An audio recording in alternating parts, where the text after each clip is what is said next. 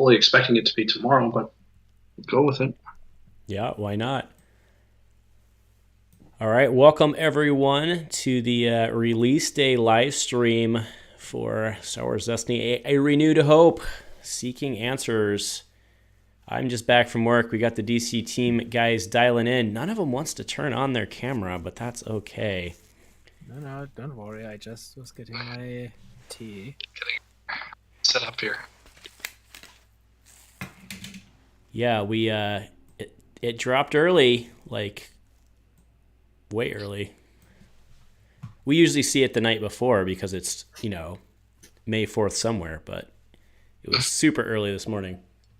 Well, I actually checked. UH was the first time they did it as well. Probably more convenient for folks over in the UK and people who are working on like the DB. But yeah.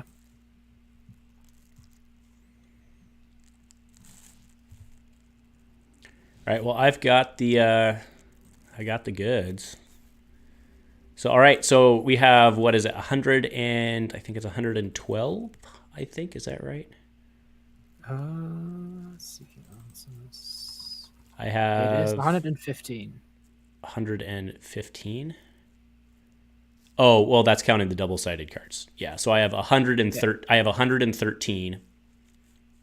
Yep, I have 113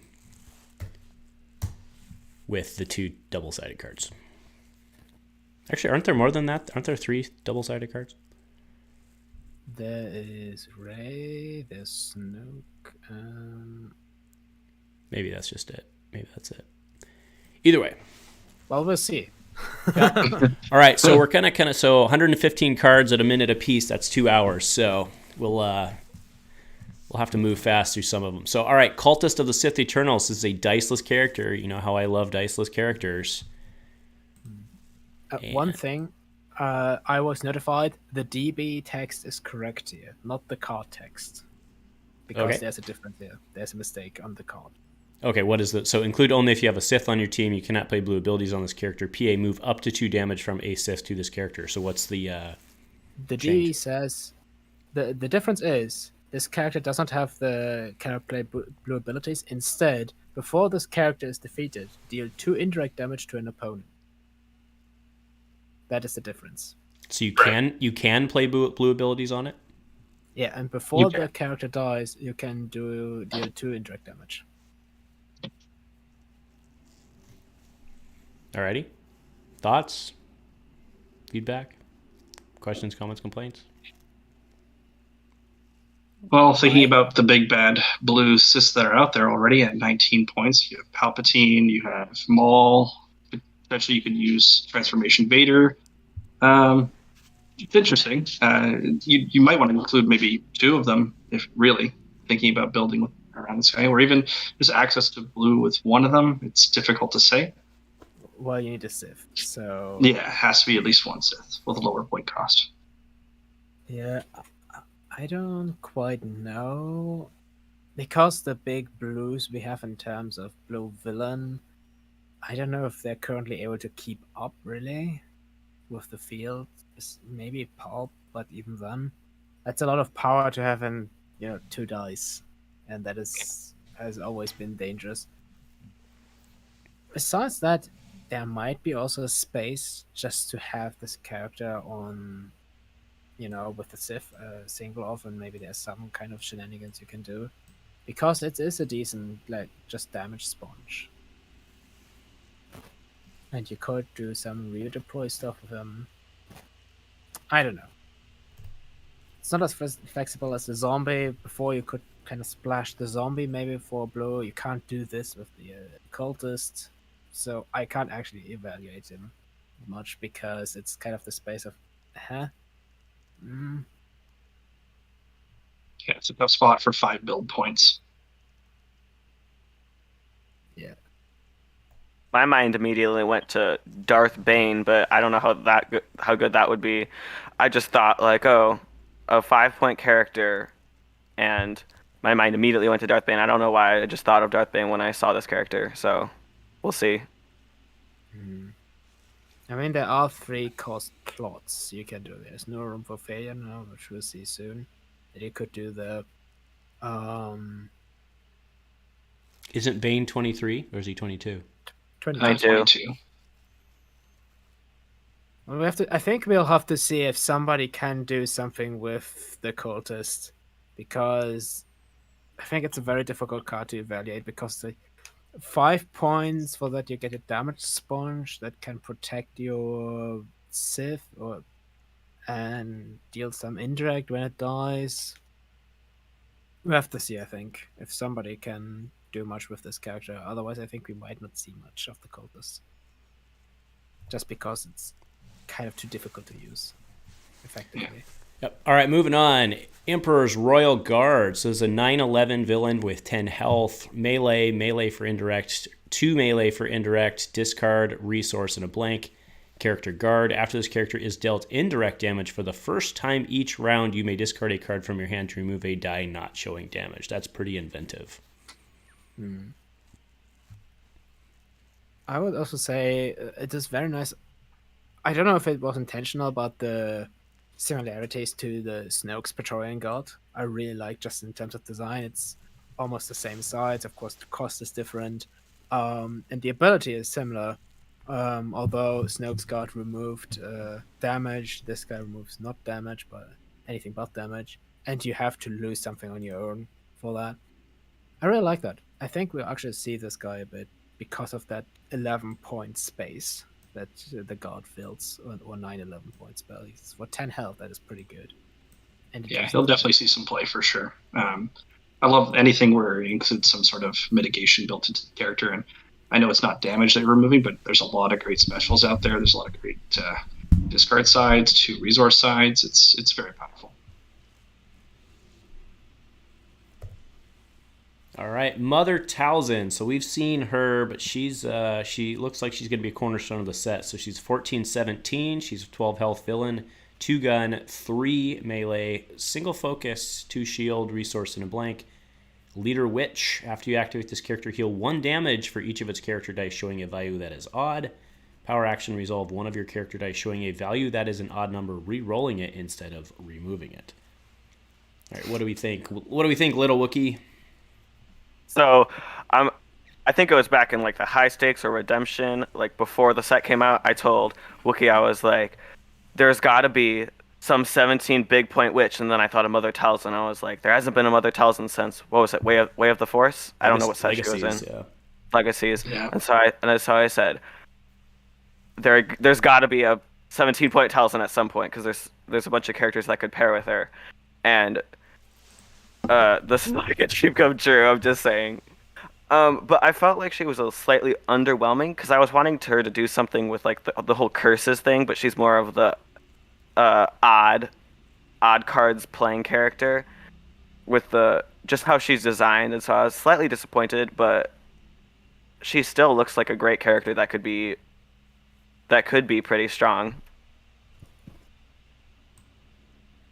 I agree. I've actually seen last week. I've seen some play. I haven't played it, but I've seen somebody play it with Tarkin, and they were they were able to do quite the amount of damage just with the character dice, because Tarkin, of course, has the 3-for-1 indirect, and you roll him out first.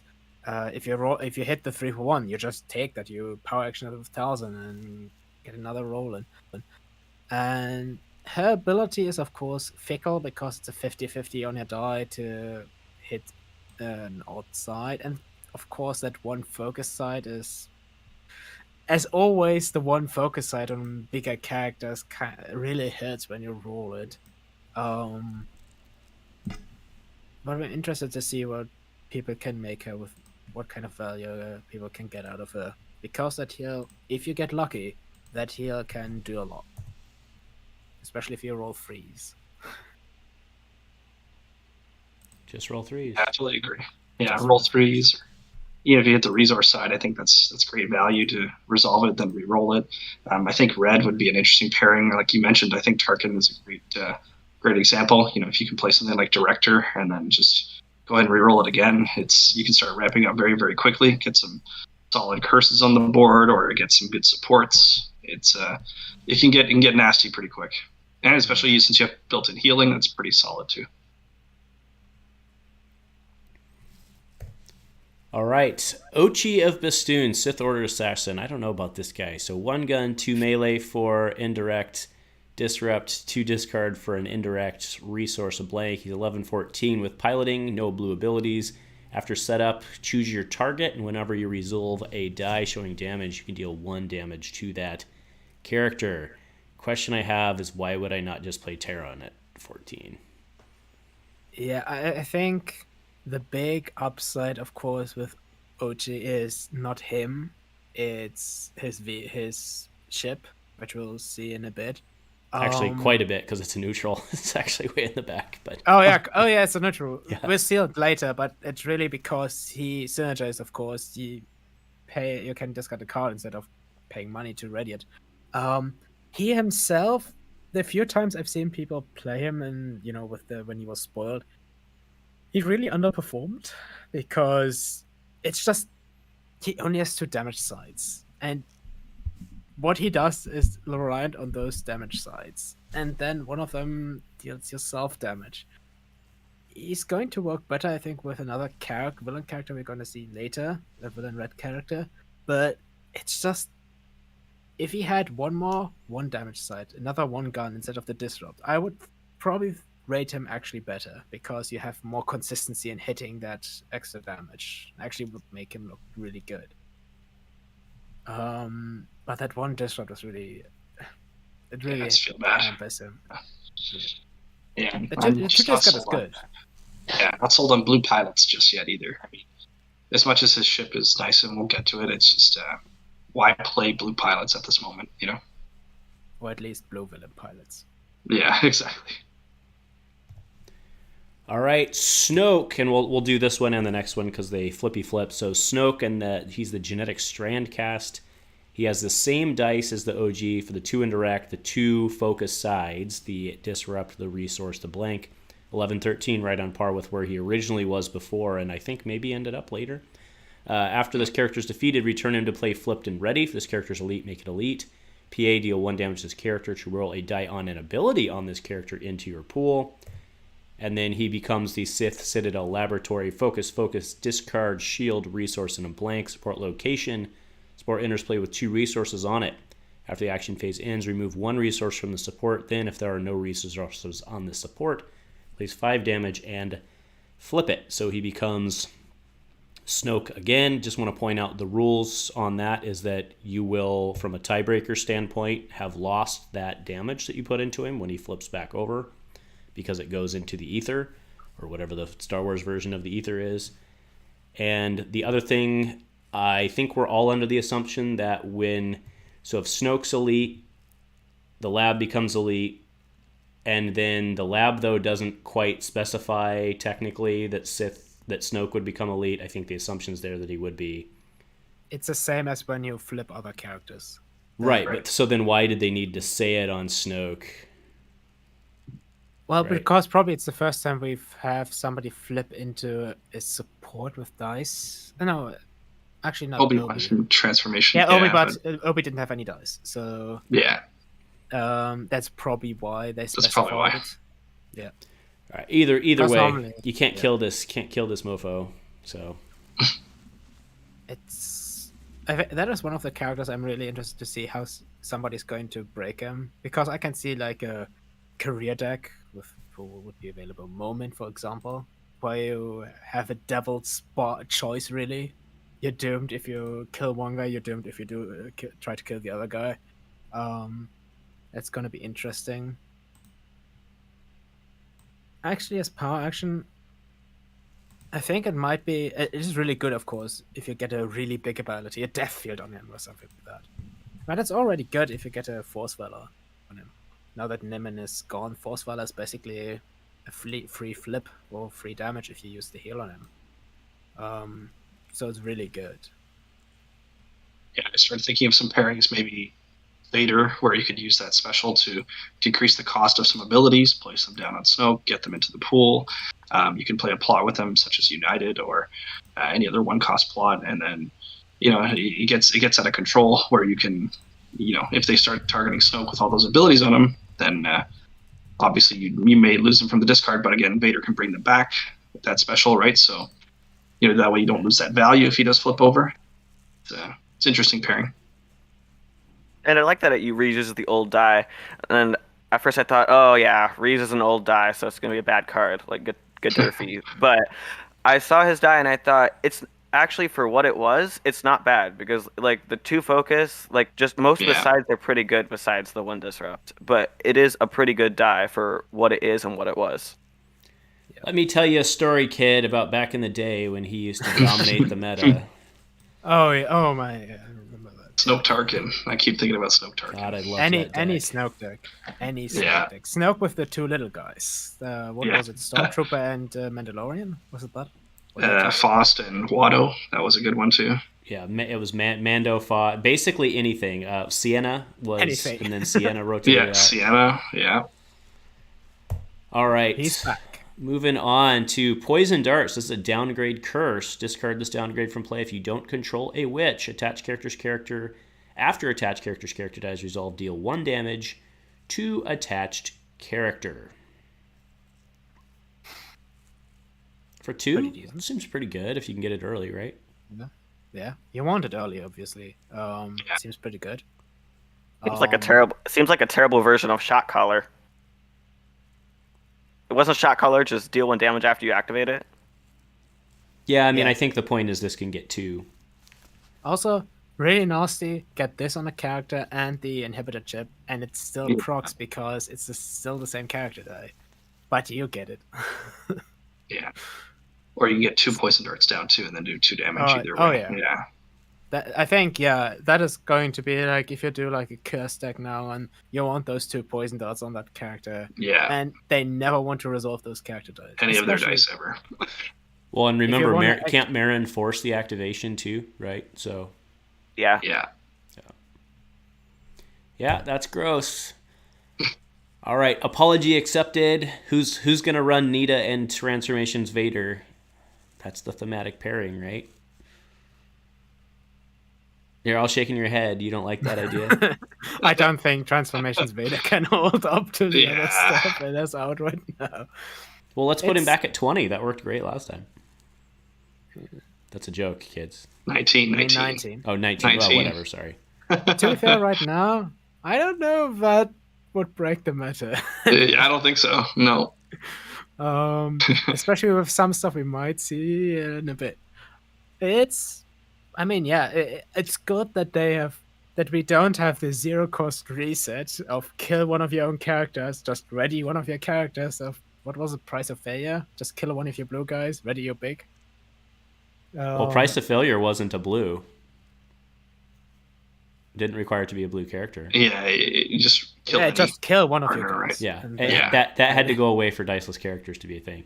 Right. Yeah. Imagine that. Right. Yeah. Desecration. All right. So this is a new one for me. So 1 drop, because I did a good job when I put this slideshow together, I didn't read the cards I hadn't seen yet. So 1 desecration. Spot a blue character to deal damage to a character equal to half the value showing on one of its character dice rounded up. That's a sentence. Then turn that die to a side showing a blank. Spot a blue to deal damage to a character equal to half the value on one of its character dice. Then turn that dice to a side showing a blank. Okay.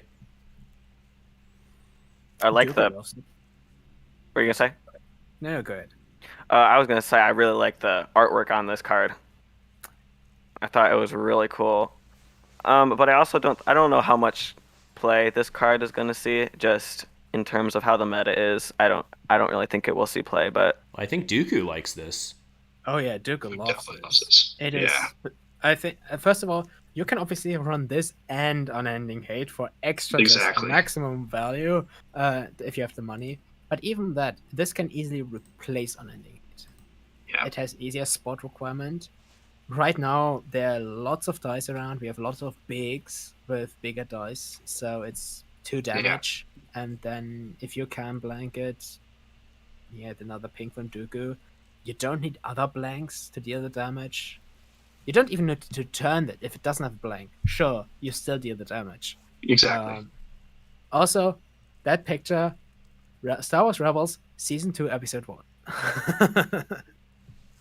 Yeah, I definitely think this will see some play for sure. It's a very powerful card. Yeah. It's slotting into Dooku right away, and then other people use it. Yeah. I mean, Yeah. die sides aren't exactly getting smaller. So. All right, Magical Ichor. Spot a witch to play an event from an opponent's discard. All right, well, I'm gonna walk away, and I'll let Bassmaster run this one. So decreasing its cost by 1 and spotting that opponent's card as if they were yours. I go fill my beer up. It's good. It's a really good card. It's a really good card. I've seen somebody, the same player who played the Tarzan thing, play this to great effect, like playing the Headstrong, playing the, what was it?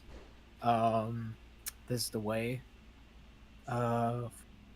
It's basically, in most circumstances, it will basically be a mitigation card. Choose what your opponent has played, mitigation card. Absolutely. Because it's events, it's only events. Maybe if somebody plays like a Rise or discarded or a Rise Again at some point, you can do like silly stuff. That most of the time it's going to be mitigation, and for that, it's really good. A few times down the line, you'll probably hit something crazy that you can do. Actually, I have to think. If you play it, does the card then go back to the opponent's discard? So the card you play from the discard, or does it? Yeah, it would. It would go back to the discard pile again. Yeah. So essentially, it is a reuse your opponent's mitigation, which is really good. Yeah, it's great. The simple fact that you don't have to, like, the spotting requirement is gone. You can literally play any event of your choice. Fantastic for only one resource. This is definitely going to see a lot of play, and I don't see a reason why not. Yeah. To be fair, it can be a dead card round 1, possibly. Yes. Yeah. But depending on what the opponent plays, because of just depending on who has initiative, it might just be the case that they roll out and resolve things you would like to remove before they have something in the discard. But later on, you will have abundance of choice. Yeah, the value is really great later on. Yeah.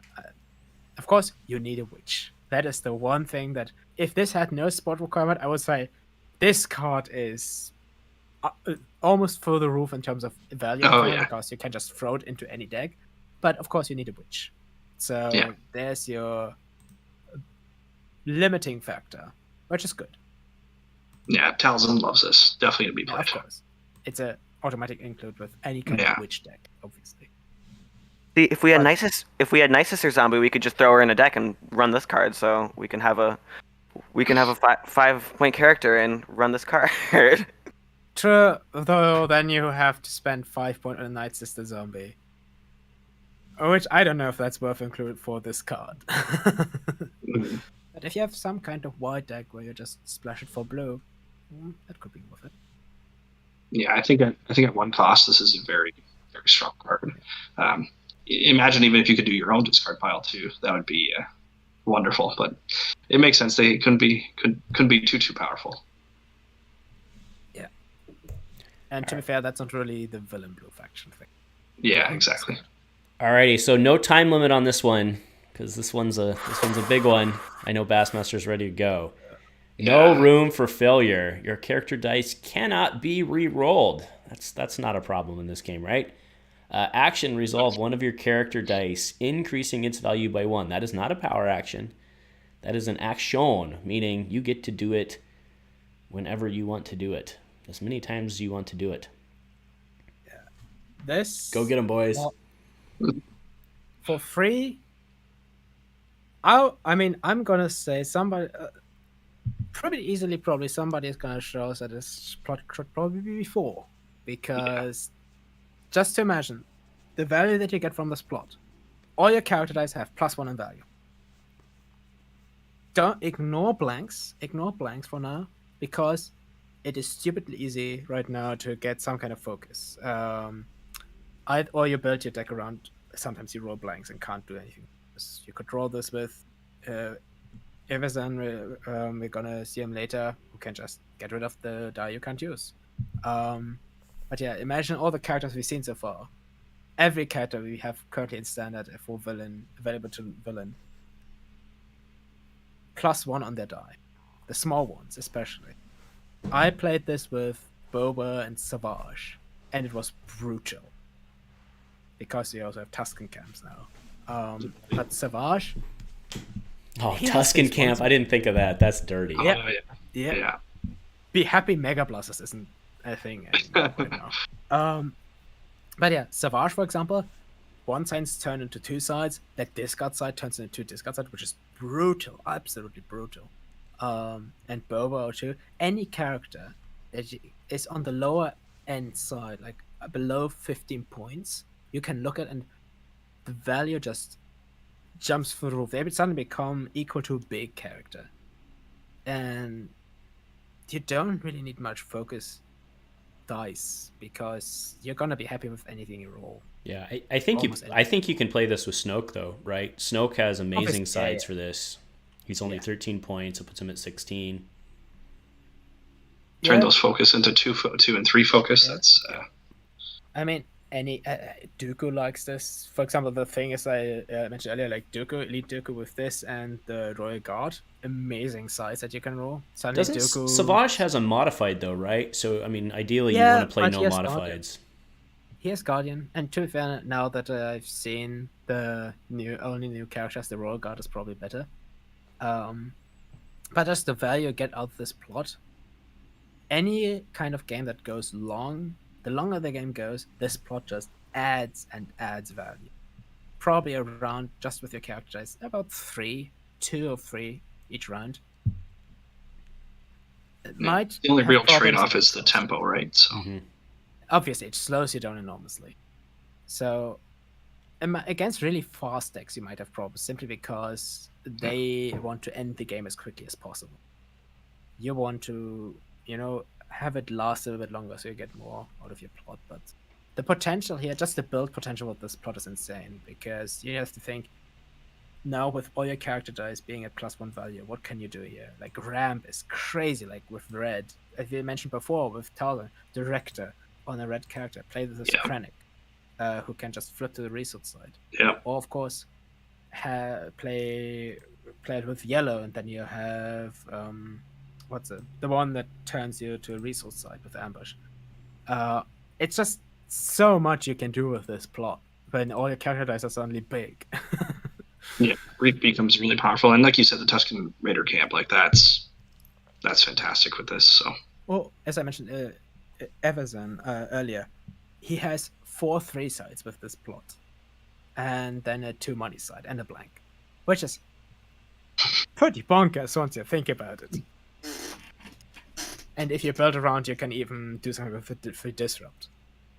So, I don't know, including incendiary stockpile. Suddenly your opponent will suddenly care about that card.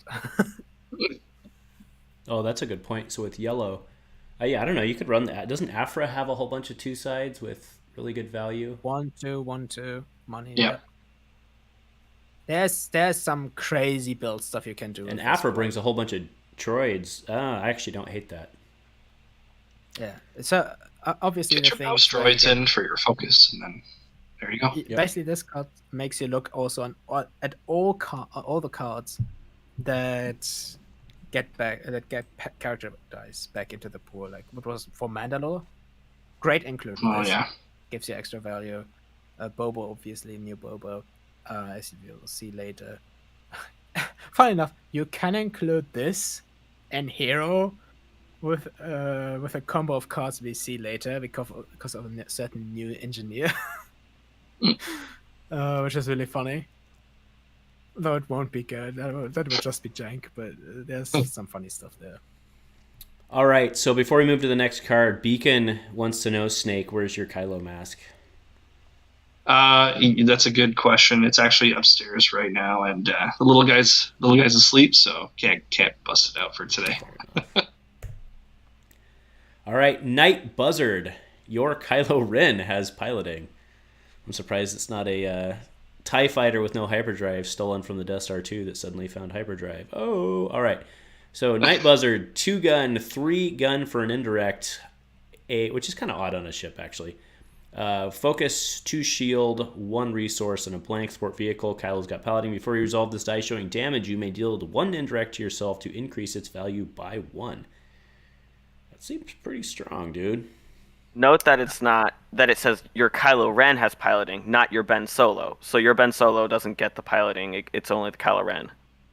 When I first saw that, and then I saw Ben Solo, I was like, "Oh, it's a ship." Then I thought about it. Isn't Ben Solo a hero? Yeah. For 3, I don't know. If this was before you resolve the side, just any side, I would say, oh, that could be amazing value. But just for the damage side, I mean, you don't have to do it. It's still optional. Yeah, Right. but then for 3 cost, you look at 2, 3, 1 focus, which is already an awful side here. 2 shield, which is good. Money, of course. I think it falls into the typical, which is typical for Destiny. Like, it's a classic of 3 cost blue vehicle, which it's alright, but probably nobody will play it because it's just can't compare to some other stuff we have. Which it's the kind we had before. But yeah, I mean, the damage you can get out of this is good, but if you have to deal yourself damage, and 4 damage is good, but taking 2 yourself. Yeah, I'm not too sure if I really want to make my Kylo Ren a pilot either, so I don't know if that really is the way to go. You get the feeling those 3 resources could have been spent better. Absolutely. Like a 3-drop lightsaber if you're playing Kylo Ren anyway, so. Tusken Camp. Yeah. Yeah, exactly. Tusken Camp, if you're playing That's going to be the... It's going to be the standard now for 3. Tusken Camp's insanely good. Yeah. It's really good. All right. Ichor Sword. Upgrade weapon. Villain 1, 2, 3 melee with a 2 shield, 1 resource, and a blank. While it's on a Vitch, it gains redeploy. It's not witches anymore, it's Vitches. Once it's on a Vitch, it gains redeploy. After you play this upgrade, you may discard a card from your hand that costs an odd number to roll this die into your pool. This thing's good, dude. Yeah. It's a better Killian for witches. Replace Killian, I think, if you have the space, you just replace this Killian with this if you play witches, because it's better value. If you discard your own card. Comparing to the last 3-drop that we just saw, right? Like, this is a perfect example of where 3 resources could be better used. Yeah. So.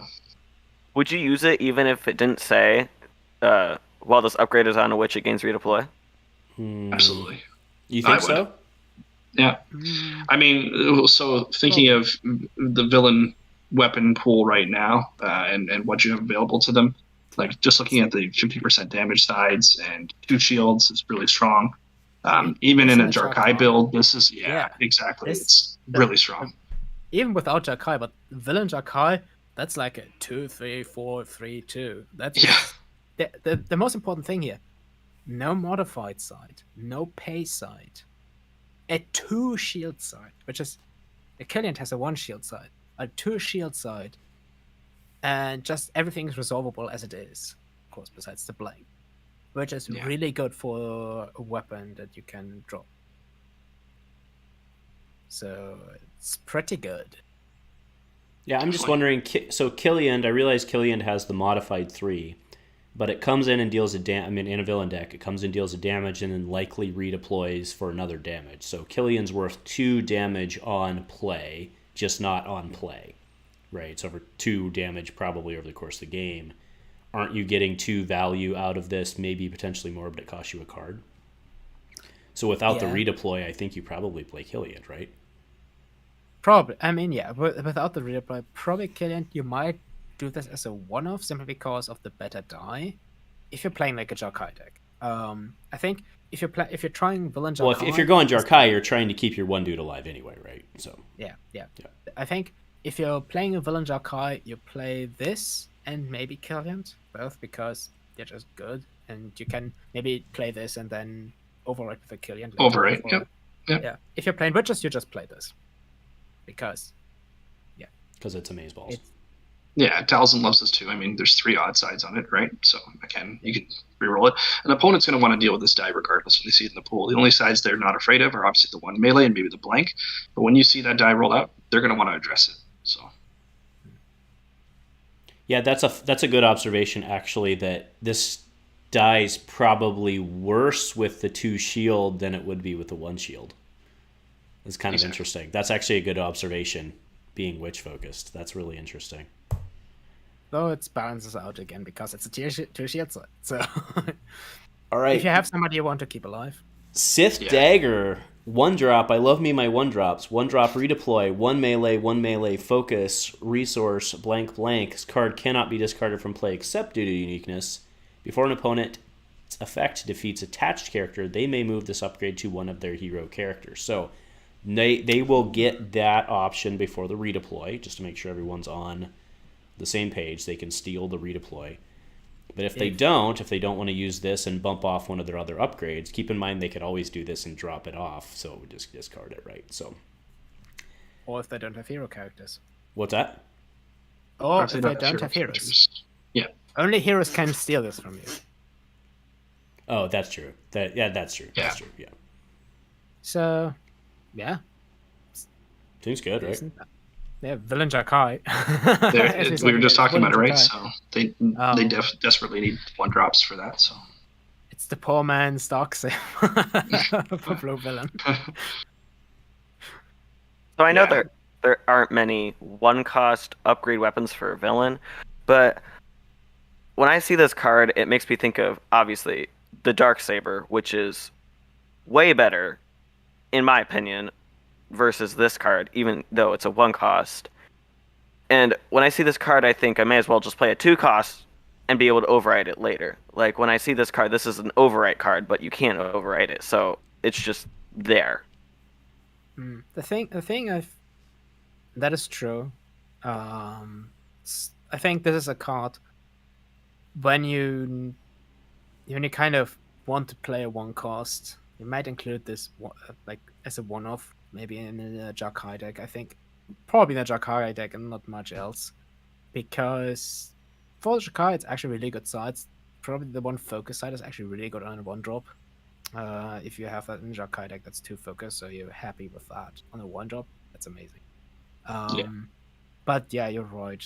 Probably won't see much play in other decks, or at least not in decks that won't normally do override. All right, Nita. So we've seen this spoiler already. So 9/12, 10 health villain, 2 gun, 2 focus, discard, resource, and a blank. That's a good die. After you activate this character, resolve each of this character's character dice if able, otherwise remove them. And then PA, search your deck for the ISD, which is currently the only red villain capital ship, I believe. Reveal it and add it to your hand. If you search your deck, shuffle it. Great dice. Small problem in resolving them, but great dice. You want to get direct on him, probably. Sounds good.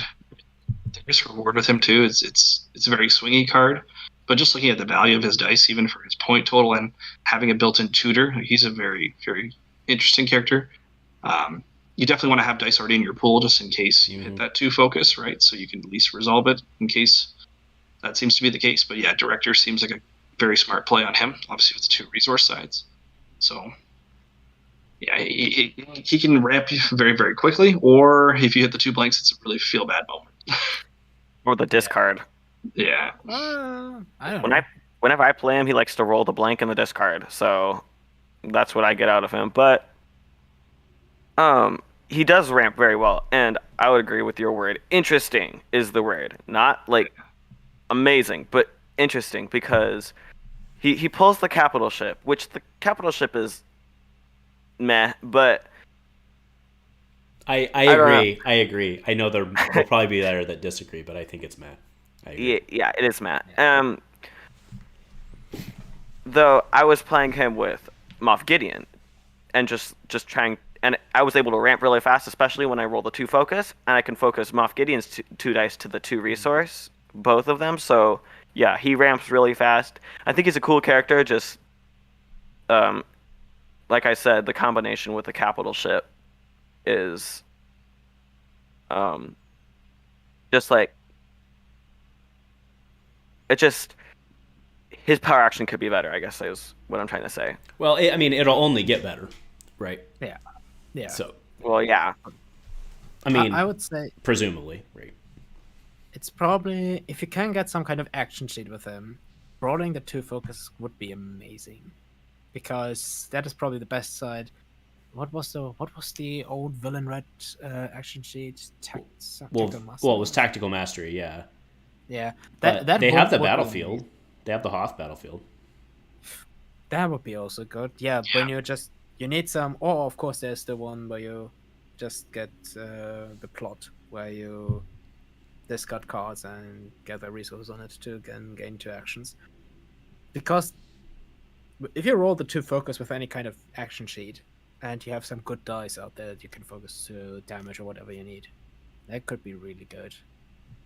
So it will be interesting to see what people do with him. All right, moving on to Rook. Failure plot. So. Oh, what's that? Sorry.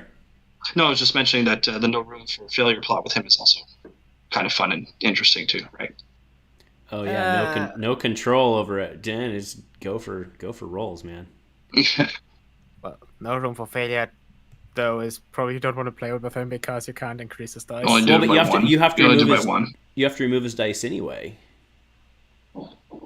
So if you resolve one of them, yeah, you can increase it. Oh, true, because it's an action. Exactly. Yeah.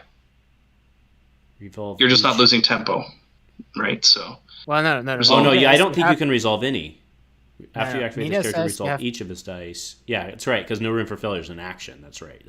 Oh, that's right. It's not. Yeah. It's not right No, away. I did the same You have thing. to use the action. Yeah, I did that the makes same sense. thing, but it's an action. Yeah. It's an action. Yeah. Oh yeah, Norman just piped in. He said, "Shut up! You're wrong. You're morons." No, stop. Fair enough. All right, back to Rook, Nogri Assassin. I have to say, nothing against this card. I really like the Wild Horizons version of Rook. I thought that was awesome, but What was this one? that set never happened. So, Rook, 1 melee, 2 melee for 1, disrupt, resource, and a blank. Wait, that is a Wookiee warrior. Yeah, it is, actually. That's right. Yeah. Guardian. After you turn or remove an opponent's die, you may resolve one of this character's character dice showing damage, increasing its value by 1. Does Dooku have a new friend? I think he does. If you're playing red, if you want to pair red with Dooku, I think this is the guy you go for. And you have 2 points over for plot. It's And pretty good. 3 damage sides for redeploys. Not that you're putting much on Dooku, you're kind of just removing stuff, but... I mean, yeah, it's the same thing. If you don't want to play No Room for Failure, you can get him for extra damage, because 2/2, 3 for 1, pretty good. Yeah. This guy's good. Yeah. It's just, I think he just still play if somebody, okay, I need a 12-point character for damage. Throw him in because you're gonna remove a turn die. Well, the main reason I think you like him with Dooku is he has Guardian, right? I mean, yeah, just talking like, if you need some kind of, I have 12 or 9 points left, he will always be a good include simply because he gets extra value from things you're doing anyway in the game, removing dice. So, All right, moving on to Sunter Fell. So I really like this because didn't the old, who's the guy from? It wasn't Sunter though. It was Varen Bon Velreg or whatever, right? no. They're very similar dice, except Gunray. it's a disrupt, or except it's an indirect instead of a modified. So we have 1 gun, 2 gun, 3 indirect, disrupt, a resource, a blank for 12-15 for red. Villain at 11, piloting. After this character begins piloting a vehicle, choose one of that vehicle's support dice and either give a character shields equal to that dice value or remove shields from a character equal to that dice value. That's kind of cool. Some villains shields. What is this jazz?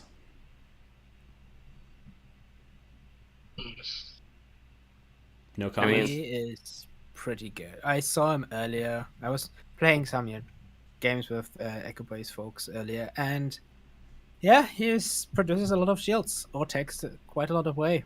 I mean, there are a number of good vehicles right now where you have like 2 and 3 sides, and just getting. We've seen it with Leia before, with Apprentice Leia, just getting 2 or 3 shields from an activation. It's pretty bonkers. Or taking them away in this case even, which is also really good if you're already full on shields. Might as well take the opponents away. It's a good mitigation for the new Rey. She ramps up with her shields. You can take them off with him. Do you play him with Iden? Who do you play him with? You could play him with Orchi. That was what I saw. Though Orchi is always underperformed, but You you could kind of play him because of his Option ship. 2. Oh, actually, You got- the guy I just talked about, Von Reg, is actually Yeah, Von Reg, obviously. 15. Von Reg is... Yeah. He's 15 And now, I think, or and maybe Pilot- less. And you could play him with Pilot Vader. Oh yeah, true. Oh yeah. Absolutely, good call. Good call. I would assume that the best way to approach him would be maybe to roll the vehicles in first before piloting it, just to ensure that you're getting some sort of value, right? Or you could just simply pilot and take a shot at it, but That's probably- actually true. Yeah. yeah, Pilot you know, after you activate the vehicle, and then right? So that way, at flip least it. you guarantee, Yeah, guarantee man, that you're going to flip get. Norman and Beacon Yeah. are on. Don't give them more help. They're the ones that are going to give me help. Watch, yeah, that is a really good point. Yeah, Yeah. yeah. that's a good play. Just so you can maximize value. So Look at Snake knowing the rules and using them to his advantage. All right. Yeah. Oh, if you have multiple vehicles, just see what your vehicles roll and then Yeah. decide. Yeah, that's pretty get good. for Von Reg or Vader in first with the ship, and then make your choice. Yeah. All right, Thrawn, military strategists. Disrupt, 2 disrupt, discard, 2 discard, resource, blank. After setup, choose a color. After a card of the chosen color leaves an opponent's hand, place 1 resource on this character. Action, remove 2 resources from this card to turn an opponent's die of the chosen color to any side. 10-13 for 11. Mill. It's very Thrawny. Yep. You're screwed if they're playing Rainbow. And then you have to take kind of a shot into Well, the dark. it's static. It's not like you only get 1 shot at it. I mean, you could potentially get... And you have to remember, it's off the the setup. color of the die, right? So, I mean, if you're choosing a color, you basically pick your biggest threat from your opponent, right? So, whose character, which color, and just constantly choose that color, I guess, to ensure that you can have a shot at turning those dice.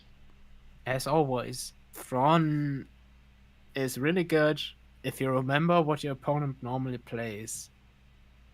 You have to kind of either know what this combination that you're playing against would play, what the biggest threats are. Of course, in monocolors that is easy, but if you're playing like with 2 colors, sometimes it's really difficult to know if it's like 2 colors, which color has more cards in the deck, because that can vary wildly. Yeah. When I saw this character, and you know, I don't know if you guys know, but I like playing Mel. When I saw this character, I felt like he was slightly. Can't say that. I know I started COVID-19. I'm sorry, but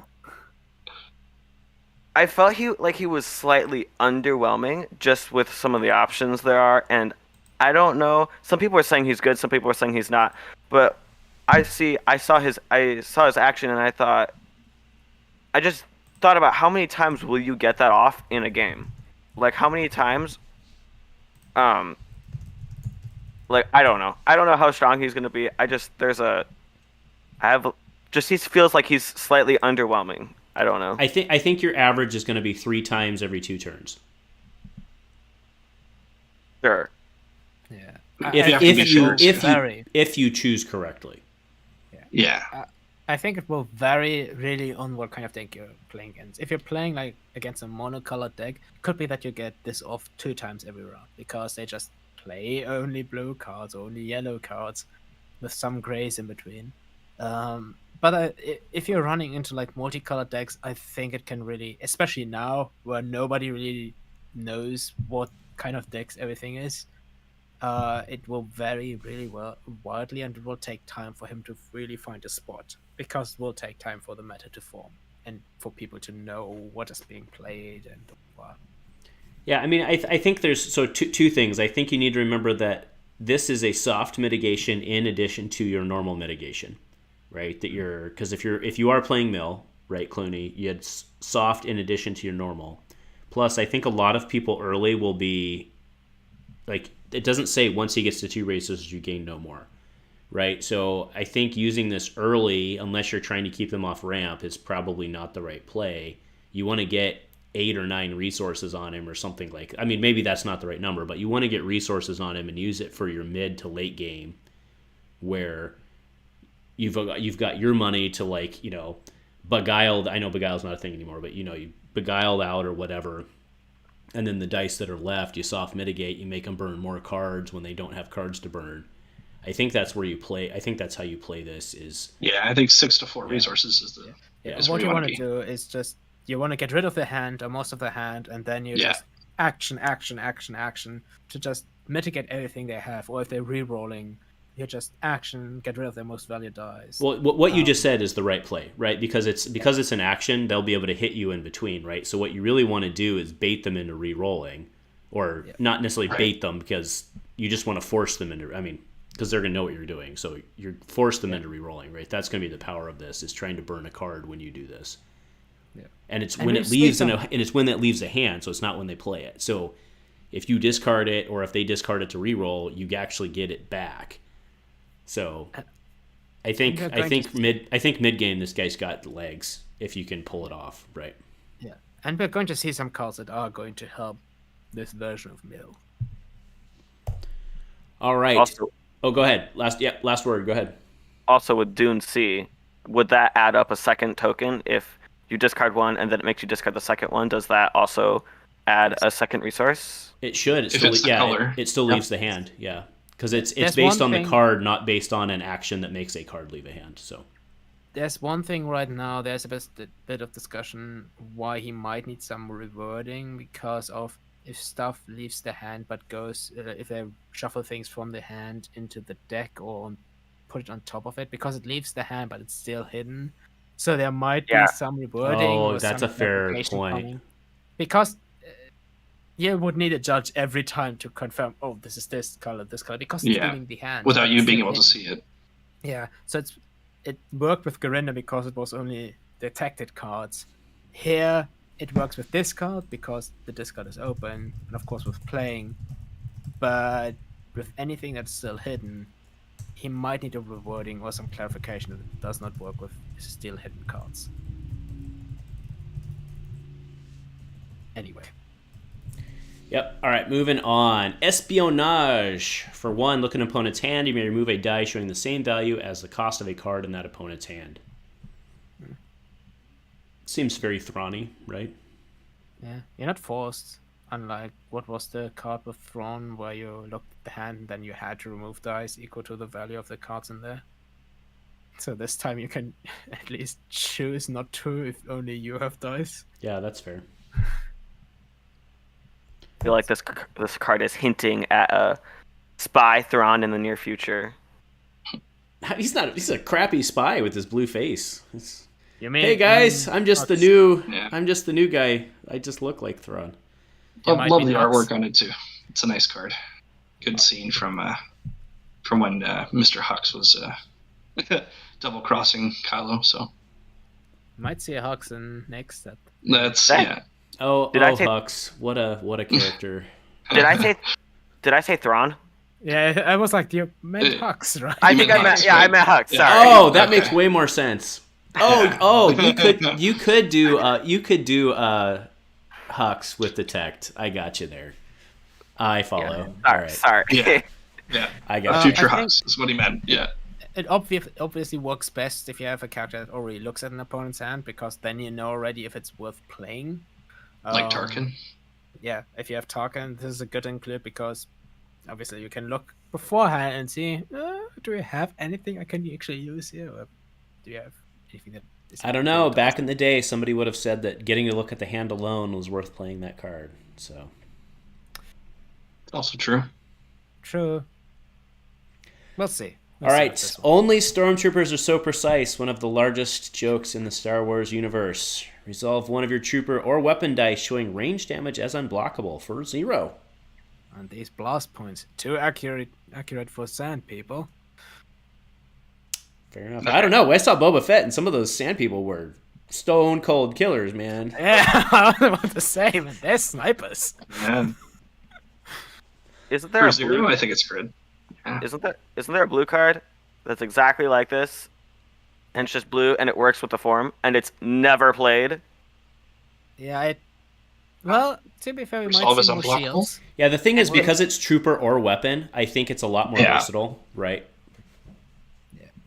Whereas like the other one, you had to have the form out and had to be melee, right? Right. Yeah. Yeah. I don't Very think specific. it will see much play. I It depends agree, on how but the it's meta more develops. useful. Yeah, just how the meta is right now, unblockable damage is not very good. I wouldn't say that simply because we're going to see more shields again. Just because Yeah. we have now what we see. So earlier, pilot shields for villain. We have some more hero stuff, blue hero stuff. So shields are going to be around again. So might see play, but not much. We'll see. I mean, I just don't think there's enough stuff in the game to make a whole deck based on unblockable damage to kill people without shields. So it feels like it just doesn't feel right for where the meta is at right now. Yeah, true enough. Yeah, I think that's fair. All right, scanning crew. I want to give a shout out because I'm 99% certain that this piece of art was used on an old Decipher card. So, name a card, then search an opponent's deck for a copy of the named card and set that card aside. Shuffle that deck. You talked about paying one to look in an opponent's hand. Know your I matchups, raise you. kids. I Take raise away you. their win con. Yep. I mean, to be fair, I raise you. Pay one to look at the entire deck. I'll raise you Who too. the If you're heck? playing Snake, call Underworld Connections. Suck it. Yeah. Doesn't that matter if could he's really, playing red blue. Still call it. He's got it in there. Yeah, black market connection. You can just say "see ya" to the second copy. Yeah. I mean, yeah, this is just know your opponent's key cards and get rid of them. Say goodbye to Jarkai. Yeah. But yeah, goodbye Jarkai. Fablewick was grieving in the chat over the loss of his Jarkai decks because of this card. Although It's really I don't think. I mean, it may see play in the villain red, but I don't know. I don't know if it's like a lot. I don't know if a lot of decks will be running this card They just to keep out. They will. Yeah, Okay. especially the most important thing here is they set the card aside. It circumvents certain things like playing from the discard, like a new Yoda or Grow Beyond, or other things that play from the discard. Blizzard card one is for gone Corindon, forever. right? So set it aside, and he can't pull it again with his special. So Yeah, that Like- card is gone forever. I think we haven't seen embargo much, but the thing is, we now have a few more key cards. For example, a new Ray that we will see needs certain things. You just name that thing if you know it. If you know they're definitely going to play this card, just get rid of it. And even if you think they don't have that key card, you can still name a card that you don't want to see later. And you still at the deck. You still look at the deck and you will know what cards they have.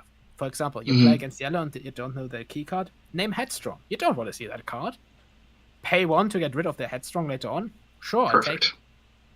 And then you also know if they have no Headstrong in their deck, they might have two in their hand. Because who plays yellow, not Headstrong? It's a fair we'll point. see a lot of play. I agree. Simply because it's so good. It's very specific. It's red villain, very specific, and the only deck that immediately that I can think of, sadly, that this card would be used in is Moff Gideon and Garandon. I will tell you, that is almost an auto include for red villain. Simply because yeah. 100%.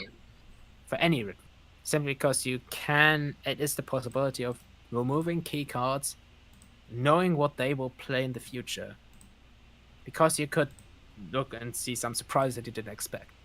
I think for one, this is really good, really good. All right, so Norman just sent me a copy of the old Decipher card. So it was actually not the same art, Nice. but use one force to glance at the cards in the opponent's hand for 10 seconds. You may move any one rebel you find there to the top of opponent's used pile, Wait, which 10 is seconds? not a permanent discard. Exactly 10 seconds. Exactly 10 10 seconds to seconds. have just a stopwatch and let's say, Remember, alright. guys, this is a 1990s card game. That was totally a thing back then. Are you counting alligators or are you counting Mississippis? That's the question. Yeah. Right. Yeah, like I have no idea what you're talking about. All right, shield recharge. God, these droids were bad. All right, ambush. Deal 1 unblockable damage to one of your characters to give it 2 shields. There you go. 0 villain. Okay. Yeah, Any comments? Droidica. Or do you want to move on? Great for the droidicars. Yeah. Oh yeah, droidicas. I actually didn't think Yeah. of that, but yeah, that is pretty good. Ambush. To be fair, if it has no shields, you're dealing yourself 2, because it's If you're hitting a unblockable. droidica, yeah. Yeah. it's unblockable. But if the droidica has no shields, it will receive. It'll receive take, 2 yeah, damage. it'll, exactly. But it's ambush. Oh. But it's ambush, so if you have some, I don't know, some really good combo, or just get the quick bonus. Quick for bonus some out of it, shields, yep. And, the 3-4-2 or whatever you have. For 0? Yeah. Pretty good value to get 2 shields, yeah. Trading 1 damage, but worth it. I think it will see some player Droidica decks and maybe some others. Yeah. Bassmaster, you are far too trusting. So for 2, spot a red leader to resolve an opponent's die, not showing... No, he didn't get it. Fair enough. Not showing damage. Spot a red leader to resolve an opponent's die, not showing damage for 2. Interesting. It reminds me of... What was it? What was the card? Crush the Rebellion. I think that was a similar picture with Tarkin. Oh, it was. He was on there. That's right. Him clenching his fist, I believe, yeah. Crush the rebellion. Yeah. Let me do That my... was- Let me do my magic here. Pull it up. That Oh, was it's not. I removal. don't have it on my hard drive because I was not a content creator back then, and it was not a good card for that long. So That's great. It was like a 2-cost, remove a die and deal indirect or equal to half the value or something like that. yeah, I don't know. Anyway, It's losing It was the a 2 war. cost, I think. Oh, poor Price. I think this is the back of Price's head. I'm pretty sure. So losing the war action. If all opponents' characters have a combined remaining health 3 or less, set this plot aside to win the game. For 2. My only issue with this card is I want to run this with Relentless Advance. I want the Double Wild plot. Horizons Tarkin where I can run multiple plots, run those together, and just indirect True, out the board. Yeah, Yeah, this is I mean- super good. It's essentially relentless, because it's at this point you click this button and you win. And but- it's, yeah. Relentless is better though, right? Yeah, relentless is better because it's a higher ceiling of click this button. you win. Relentless, you're usually going to hit for 4 or 5, right? I have to actually check what are the other options you would have in terms of plots at 2 cost, depending. I believe I believe none. I'm pretty sure this is the only 2 cost right now. There may be one other, but that's pretty. half the mastery if you're having. Oh, blue. good observation Oh. too. Oh, if you're talking other colors, then I mean, yeah, obviously. yeah, there'll be more too, but red right now, 2 costs, there's not many options. Crucial intel. Yeah. That's the later one. I like That's this. probably the only one that really Ace Pilots, Crucial Intel are probably that's Ace Pilots. Obviously, if you play pilots anyway, but Crucial Intel is probably the one that would. But it's team up. That is team up leader. So anyway, I feel like this plot is really, really situational, and you would to play it against a deck that has 2 characters. You would have to get both down to 3 health, hoping that they don't have any healing anywhere in their deck. No, So but the it's, only it's char- all. So if the last guy only It's- has 3 health, he dies.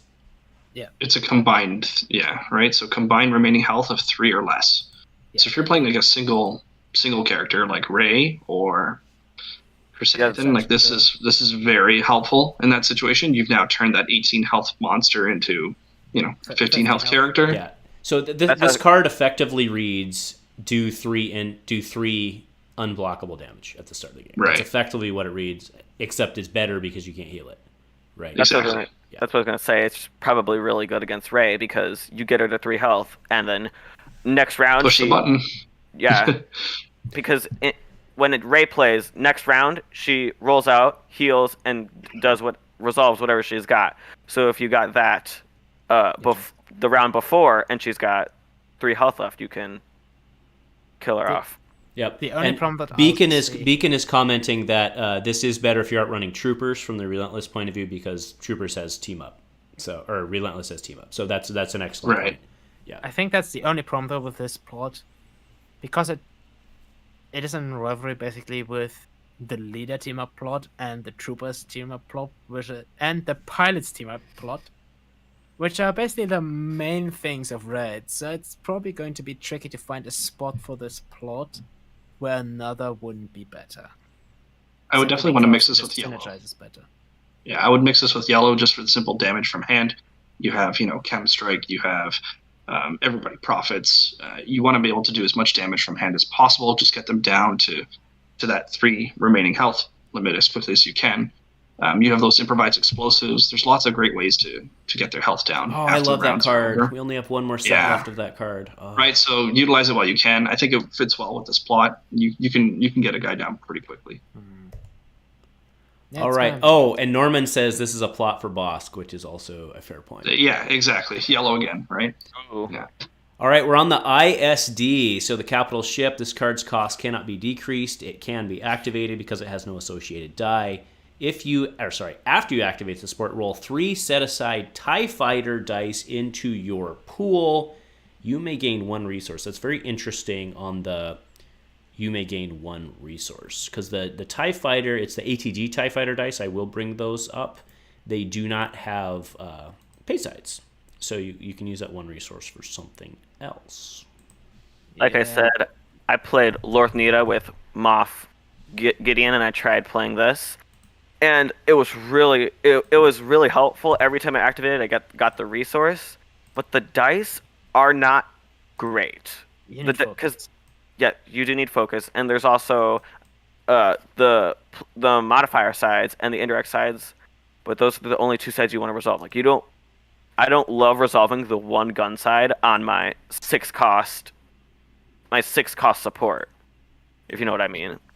I think the best side is the resource side on the TIE Fighter, really, right? When you get the ship down, you take the resource, you try to get the TIE Fighters to resource sides, and then hopefully it pays for itself in the long run. But I agree with you, it's very expensive for such a weak set of dice. You need to kind of get it at round 1 or 2, because later on it's just so expensive, and the TIE Fighter dice, without focus, the value is just so low without getting enough money back from the activation.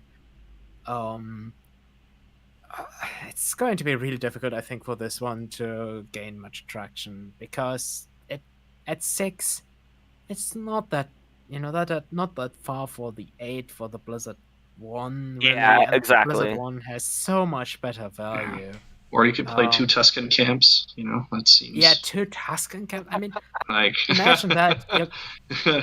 That's also one thing. Tusken camp at double Tusken camp at 3, 6 dice that you get. Right? For the same cost. It doesn't make sense. So. Yeah, so Norman is pointing out, and I think fairly, that remembered when you played TIE Fighters, those were 2 each, and this is 3 of them plus a resource. Yes. Which is fair. That said, I don't know that very many people would play 3 TIE Fighters anymore. Exactly. Because you're playing Outland TIEs now for 1, right? I mean, I think that's the point. Is I don't think this is bad in the vacuum of what it's designed to do. I think it's not great in the reality of today's game. It's not bad, but I think unless you get it out round 1 or maybe round 2, the value just won't be there for you to win the game with it. Essentially. I mean, I've seen somebody get 2 of them out. And yes, that's a lot of TIE Fighter dice, and you would be happy if you had, what was the name's called? Attack formation or something, where you resolve a die and increase its value by the number of its non-unique copies or something in the pool. That would be amazing with this. But it's not in the reprint list, so we don't have anything that is equal to it. So it's going to be difficult for this one, I think, simply because it's in this sport where you have other things that get you value quicker, or things that are slightly more expensive but just give you straight up more. Yeah. Well, let's keep this one in mind, and then we can compare it when we see the Rebel capital ship here a little later. Yeah, makes sense. All right, Scout Trooper, interested on your guys' take on this one. So Scout Trooper, 2 drop for 1 gun, 1 discard, and a resource. I love that die with a blank, obviously. Support Trooper, after you activate the support, you may look at the top 2 cards of an opponent's deck. Discard 1 of those cards and add the other to the opponent's hand. That is very fascinating. What do you think, Snake? I really love it for the mill aspect. I mean, after you activate it, say if it rolls out and hits a discard side, and you kind of want to time the activation of this card. I would say, just say for example, they draw a card into their hand, and then you get to discard 1 from the top of the deck, and you have that 1 discard side showing. They're essentially either going to discard that card to reroll, or you resolve the discard side to remove that card as well. So it's a very, very effective card, I would say, in a mill deck. That's where I'd be looking to slot this into. I mean, what's the card? What was the one called? The blue upgrade for 1 that did the same thing. Lore Hunter. Yeah, I mean, people hated that when it happened to Such them. a good Because card. double Lore Hunter, just awful if the opponent played that. In Mill, obviously, this has 3 blanks because it has 3 sides. A blank and 2 sides you don't want in a Mill deck. Yeah. But for 2, it's an automatic mill from the deck, with you getting some maybe key cards out of the way. And of course, another mill if you hit the discard or money. It's decent. I would play it in a mill deck, simply because you get that Lore Hunter effect. Yep, nice. And it's all right, real quick. So Brad WGM just logged in. He said he agrees with Norman regarding the balance of the TIE big ship. So looks like we got a split community on that one. Norman was pointing out, valid, that Nita, because he can power action it goes to the hand or discard, right? And it basically becomes a free discard to reroll. That's a good point. Yeah. That's a good point. So shout out to Brad for popping in. All right, moving on to Siege. Speaking of ISDs in the sky, we're back to Lothal. Siege, this one's unique support. Each opponent's hand size is decreased by 1. After an opponent claims the battlefield, set the support aside. Thoughts? I don't like this one. You need to be strategic with it. It's, maybe after the opponent claims the battlefield, at least so you can guarantee you're going to get some value out of it, right? Depending on how fast your deck is versus your opponent. So you want to make sure that, okay, if they claim the battlefield, slam it down, make sure they can have that 4-card hand to start again the next round, and then at least you got something out of it. So I think either you don't play this, I mean, you want to play this, either your really fast damage deck, because then it's just your strategic value that you get out of it, or your fast mill deck. That's probably the one problem with it. A fast mill deck can be difficult. Yeah. And you kind of want to play this in a mill deck, because less cards in the hand means less chances for them to reroll. Your Thrawn is happy because the action does more to mitigate stuff. Probably won't see much else. Play much. yeah, it's going to be very niche. Yeah, But that's good. That niche cards are not bad. That's the one thing. Yeah. Niche cards aren't bad. It's just we'll probably see much play outside of that niche. All right, moving on to I have a lore question here. So the I-25Z tread speeder bike for 2, 1 2-gun, disrupt, shield, and a blank support vehicle. After you activate the support, you may activate a trooper. That's hot. While you have a trooper character die in your pool, increase the value of this die by 1. Is it a speeder if it's a tread? That's my lore question. How is it a speeder if it's a tread? Well, the thing is, it has treads and it goes fast. But I thought a speeder implied levitation over the ground. Most of them do. Yeah. Can't remember a speeder that didn't. I guess other than this one. Yeah. Well, we're not going to waste calories on that one, but I mean, to be fair, I don't know why they actually don't use hover speeders, so let's probably not go into that. Merchandising. No. Merchandising. They launch your troopers. I can tell you as an engineer that if you're trying to make things go fast, the hover engineer or the hover side would be far better than trying to have all the lubricated friction of the tread speeder. Especially in sand. Actually, I need big treads to get through the rough terrain, or you could just go over it. That's okay. Yeah, Beacon Yeah. says, I mean, it's Rise of Skywalker, so... True. So they Yeah. can fly now. They can fly now. Now? Oh, haven't you been alive for the last how old you are? They've been flying since the Clone Wars and before. Yeah. All right. Outside Trooper decks, It's this good. sees zero play. Okay. Right. Regarding the card itself, it's good. Oh, we For are. two- I already moved on. We clicked on. Yeah. No, it's Yeah, we're it's a done with good that. it's a good vehicle. Matt, you can still pilot it, right? Not that you have very many trooper with pilot, except for Iden. You need a It's trooper. I don't see it playing about it. So Well, Iden's a trooper pilot. 2. yeah, you need a trooper. Period. So Yeah. All right, Architect of War. So here's your upgrade title with Thrawn on it. So 3-drop, 2 focus, 2 discard, 2 shield, resource, special, leader character only. Special has 2 options, kids. Discard the top 2 cards of an opponent's deck or deal 3 damage to a character. Go either way. Yes, I really like this one. Simply because you can either play it in mill or you just play it in good old damage control red. So, yeah. Yeah, I think it's good because there is not a side you don't want to resolve on this card. You roll any of these sides, you will want to resolve any of these sides. Which Actually, the 1 money. I was actually going to say, it's not often that we say 1 money's the bad side, but like... Yeah, it's the worst side, which is a good thing, and for the upgrade. I mean, Well, I meant as in like, even if it's you're playing a mill deck. No, we follow. Yeah. You're right. You want to right. resolve any side, and if it's a damage deck, you want to resolve any side. yeah. I mean, for 3 also, no blanks. It's also important. 3 cost, no blanks. That is really good. Yeah, it's pretty good. Yeah. yeah. Of course, the one thing with this one is it's a title, and we don't have you in command anymore. So Oh, was that not? I did not have time today because I was at work to look at the reprint list. It wasn't reprinted. Sparkle. Yeah. Nope. it's not on the Sparkle. list. It's not Probably there, good. yeah. Probably good that it's not on the list because Oh my Well, goodness! Random Scrub just chimed in.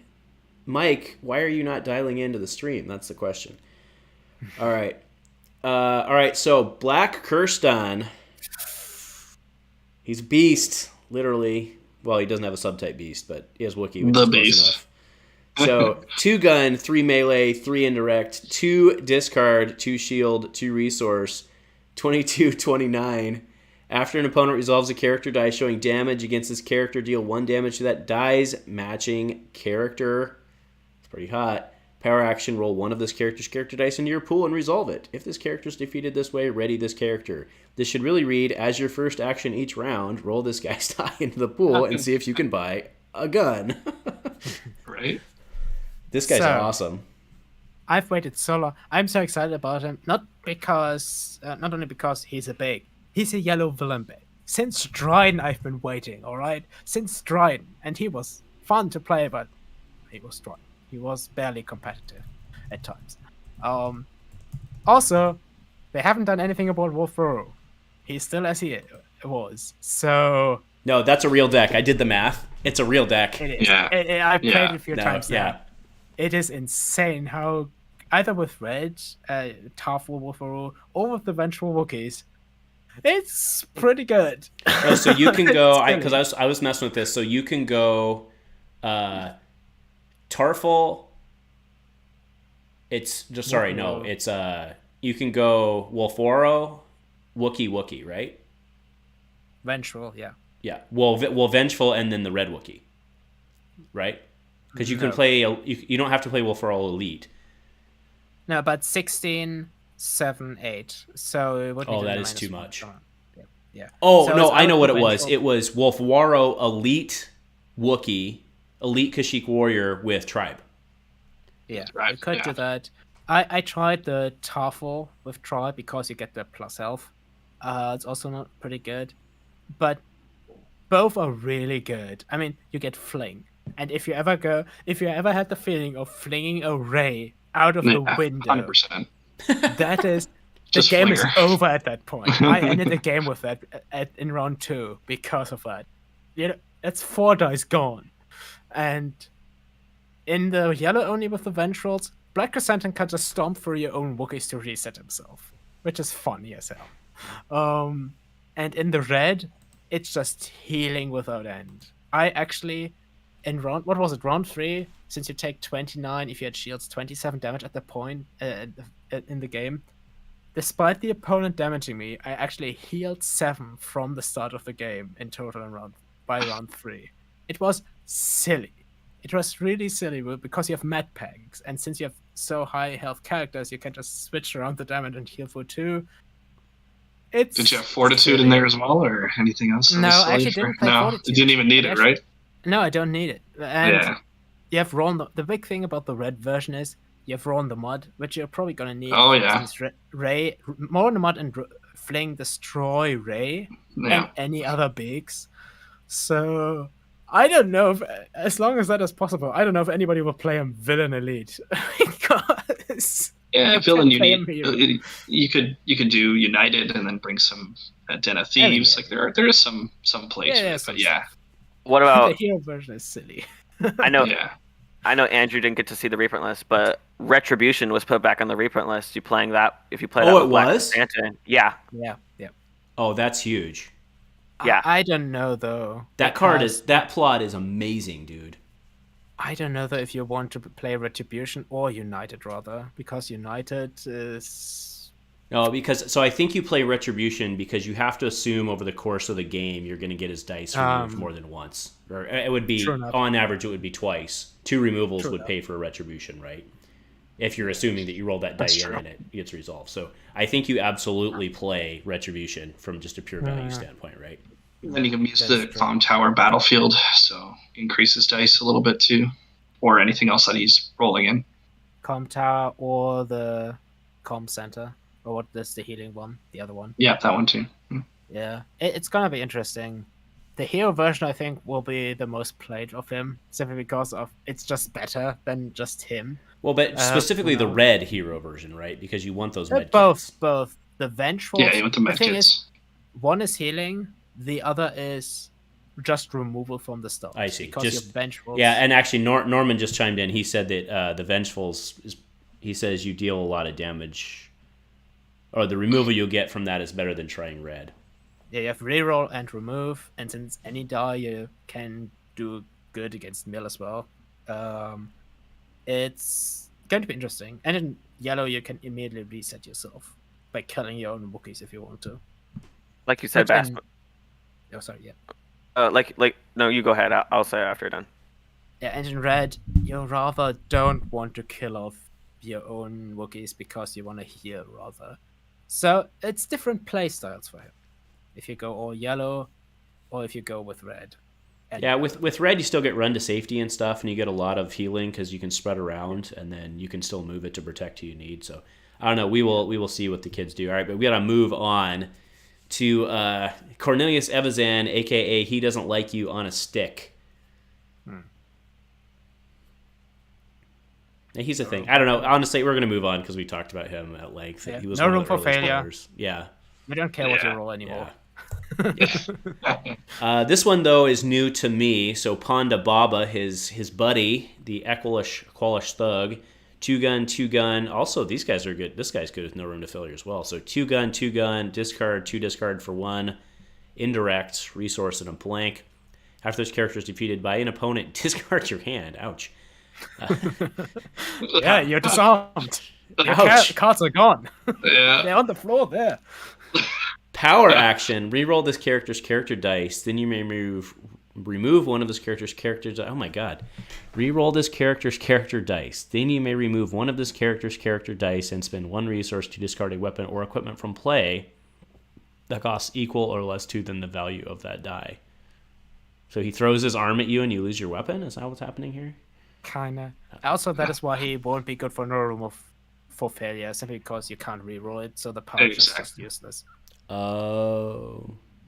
Yeah. Also, just because Agatha told me he was surprised nobody complained or called him out on it yet, the name on the card is wrong. It says Ponda Boba, not Ponda Baba. Shame. Shame on the design or whoever wrote that. Shame. You made a typo. Other than that, yeah, All right, He's Cy okay. Snoodles. Unpredictable. I did not know Cy Snoodles was a bounty hunter. Man.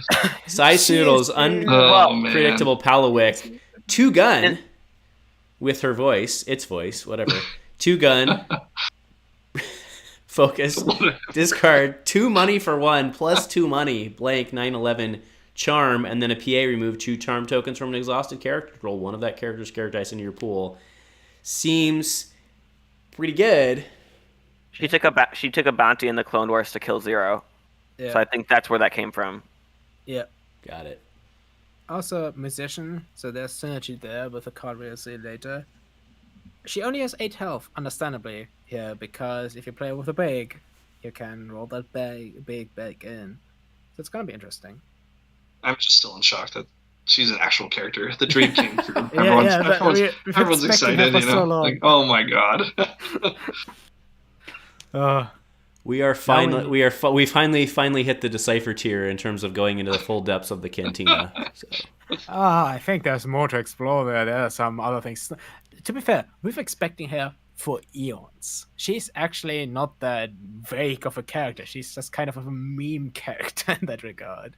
I fully expect either Beacon or to make a musician deck this weekend and absolutely break it and show us all what's up. So there's actually some wicked no room for failure charm decks.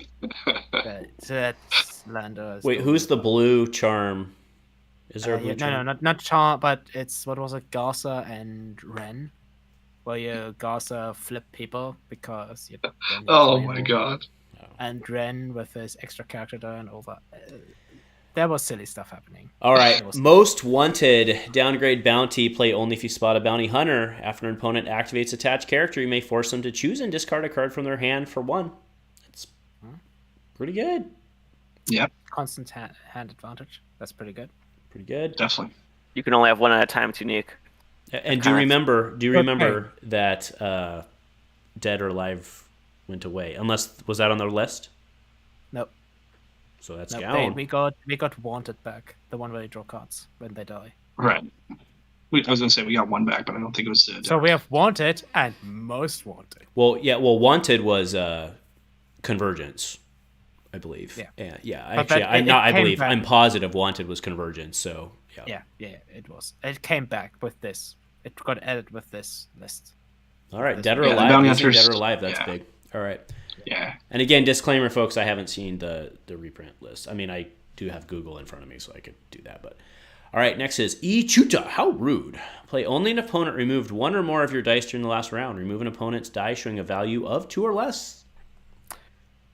It's worse than Rallying Cry. I was going to say it's kind of the villain opposite to Rallying Cry, right? Yeah, it's a villain version. So the problem is when this happens, might be the point where they already resolved the dice they wanted to resolve, or they do not have any dice that you want to remove in the pool because of the dynamic how it is most of the time. You roll in, they remove, then they roll in, you remove. So it's awkward, probably. Oh, Wookiee's calling in from the nuclear plant. He says that DOA is on the reprint list, and he also says that you're grounded and you need to go rake the yard. Oh my gosh. Okay. Echo 3 on the RH Discord. I will go look at it right now. He posted it on. Oh yeah. He posted the whole list of them, and there was not Dead or Alive on the reprint list. Oh no, he made a mistake. He was missing 2 cards. One of those hacks that I called. The last one is Dead or Alive. I just looked at the Echoes of Destiny. Yeah, it wasn't on the initial post, so we got to give Clooney some slack here. He's safe.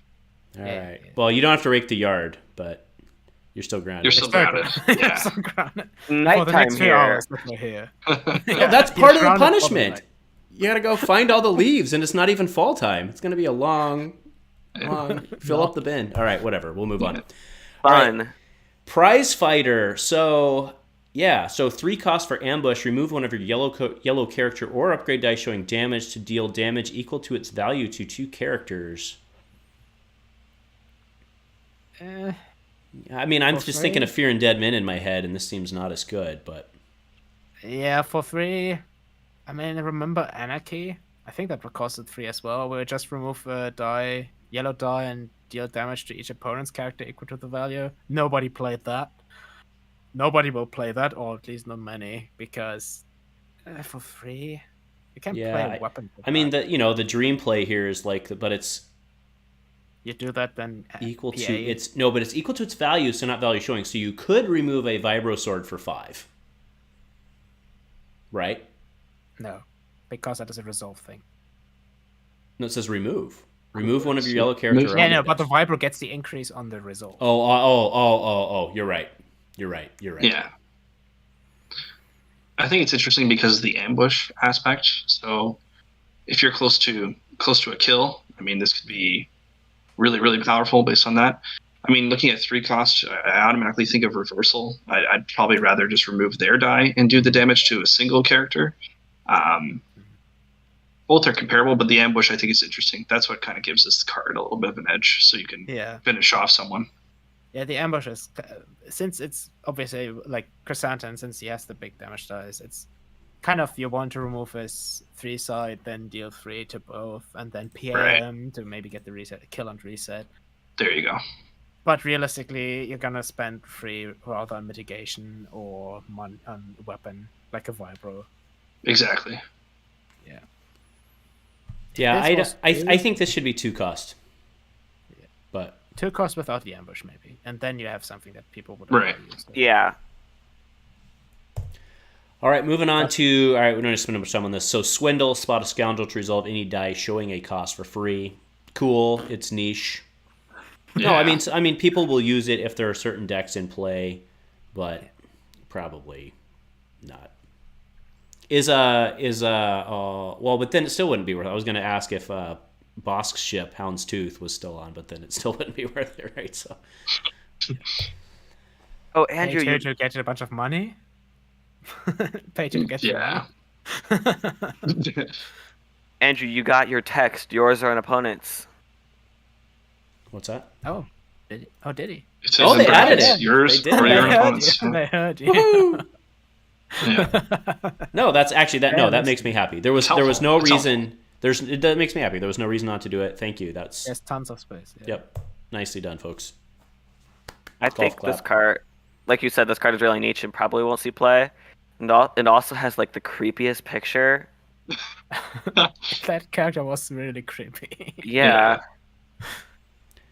All right, next we're on Underworld. 2-drop plot for villains. Action, exhaust this plot and remove one of your dice to play a yellow card from your hand, decreasing its cost by 1. There was a support like this back in the day. What was it called? It was Streetwise, and it was Streetwise events. Yeah, use it a lot. It was part of the tech team binds all things cycle. But it's a yellow card. I just realized. Yeah, no, this is pretty. This is pretty good. Support upgrade, but it's any die. This seems legit. I don't know. This seems pretty cool. Blackstall Station deck loves this. They want this. Oh, good point. Yeah. Yeah, but do the Blackstall Station decks have the points? Well, maybe yeah. I mean, because they're pretty run to the brim with the, because they run the Mandos, right? So I mean, you can, for example, you could run this Evazan and Boba, which is they are together 28, and then this is the obvious pairing, obviously. But then you also have a lot of downsides if any of your characters die. So, but this with Evazan, since you're already moving dice with this PA, and then another 14-point character, pretty good.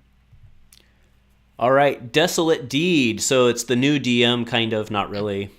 But after you move a die, place 1 damage on the support, and then discard the support to blow up a support. So fair enough, it is unique. You can't double dip. No indirect taken. Yeah. The only feedback I have on this is that one of the complaints against DM was that it was yellow villain only, and this is yellow villain only. It's not really a complaint as much as just a, if the complaint on DM was that it was yellow villain only, we're still here, right? But they're not. They're not the same card in every sense. So, to be fair, there are also other factions have means of getting rid of supports. So it is not the only card now that can effectively get rid of a support, if the meta requires it. Like Full Breach is still around too, right? For red. So Hull that's still Breach, an there's option. another one for red. There are options besides this. Hull Breach is ATG? Or not ATG, CM? Yeah, CM. But there was also, what was it? Was it RDM? Or there's another option. But anyway, this one is more fair DM. So Yeah. All right, moving on to the Nikto Sandwriters. This card is phenomenal. All right, so support Scoundrel for 2 melee, 3 indirect, 3 disrupt for 1, a resource, a blank. After you activate this support, you may exhaust an opponent's support unless that opponent gives you a Dala. This card's phenomenal. Yeah, super strong. I miss Entourage with this. Oh yeah. Playing this with Entourage would be Crazy. I feel like would be good. Yeah. the die for its 4/3, the die is okay, but then that just either steal money or exhaust supports, and there are some powerful supports out there. The ability is really strong. Imagine you have this, they play, I don't know, a Star Destroyer, and they can't pay because I don't know, you disrupt them or whatever. All right, moving on. I like this one. Remnant Yeah. Stormtrooper Cell. 1, 2 indirect, 2 indirect. Shield, blank, support trooper. After you activate this support, you may place 1 resource on it. PA, remove 2 resources from this support to ready it. It's pretty sweet. Some shenanigans with cards that place stuff on money on cards. Yep. There's some synergy there. I don't know how good this card is, but it seems very cool. Like it seems like it could be really interesting in certain decks. I just don't know how competitive it is. Yeah, I mean, I'd have to say in terms of 2-drop supports these days, the die's weak. I'd have to say, right? But I think it's cool. Just as it is, without any other synergy, it's basically you activate it twice every second round. And if you have some synergy or some stuff that places resource on cards, you might be able to activate it twice every round. Then the die looks quite a lot better for 2, because that is effectively 2 and kind of, you have this die twice. 2-1 gun, 2-2 indirect, 2-2 indirect. Yeah, we'll see. I mean, it's not. I think we can agree it's not a super superior, but it's a good card. 0-8D8. I did not know that was this guy's name. I lose my Star Wars card. All right, support droid, because this is Jabba's droid, right? That stayed around to help out Boba, right? Mm-hmm. That's the way this works. Droid. All right, so action: set this support aside to play a droid or equipment from your discard pile, decreasing its cost by 1. Afra. Yeah. This makes the most sense. Yep. Ram for Afra. So you throw him down. She throws indirect, right? Throw him down. Yep. Throw the indirect. Tutor. Oh, it's discard pile though. Yeah. And then he goes to set aside, so you can't pull him back, obviously, right? Right. But it's still like you can discard one of your droids to reroll something, or stuff like that. And I think in an Afra deck, I would run 2 of these just regularly, and then I would bring 1 extra one from her ability, just so you have that a third time, and then just run whatever expensive droids you got, and then you can easily put them down with this. Yeah. The Dark Trooper's a droid, right? Yes. Yep. 3 cost, yeah. For 2, really good. Yeah. And in Afra, obviously, normally you would say droid or equipment, and this is 0, so it's effectively ramp, but it's a card that slows you down normally and all that. But in Afra, since you get the indirect from just playing it, it's pretty good. It's really good. All right, Vibro Knuckle Dusters. 2-drop, upgrade weapon with ambush. Melee, 2 melee plus 2 melee, discard, resource, and a blank. Ambush. After this card deals damage to opponent's character, opponent cannot take resolve dice action during their next turn this round. That's kind of neat. It's interesting. I don't think you play this over Patar, right?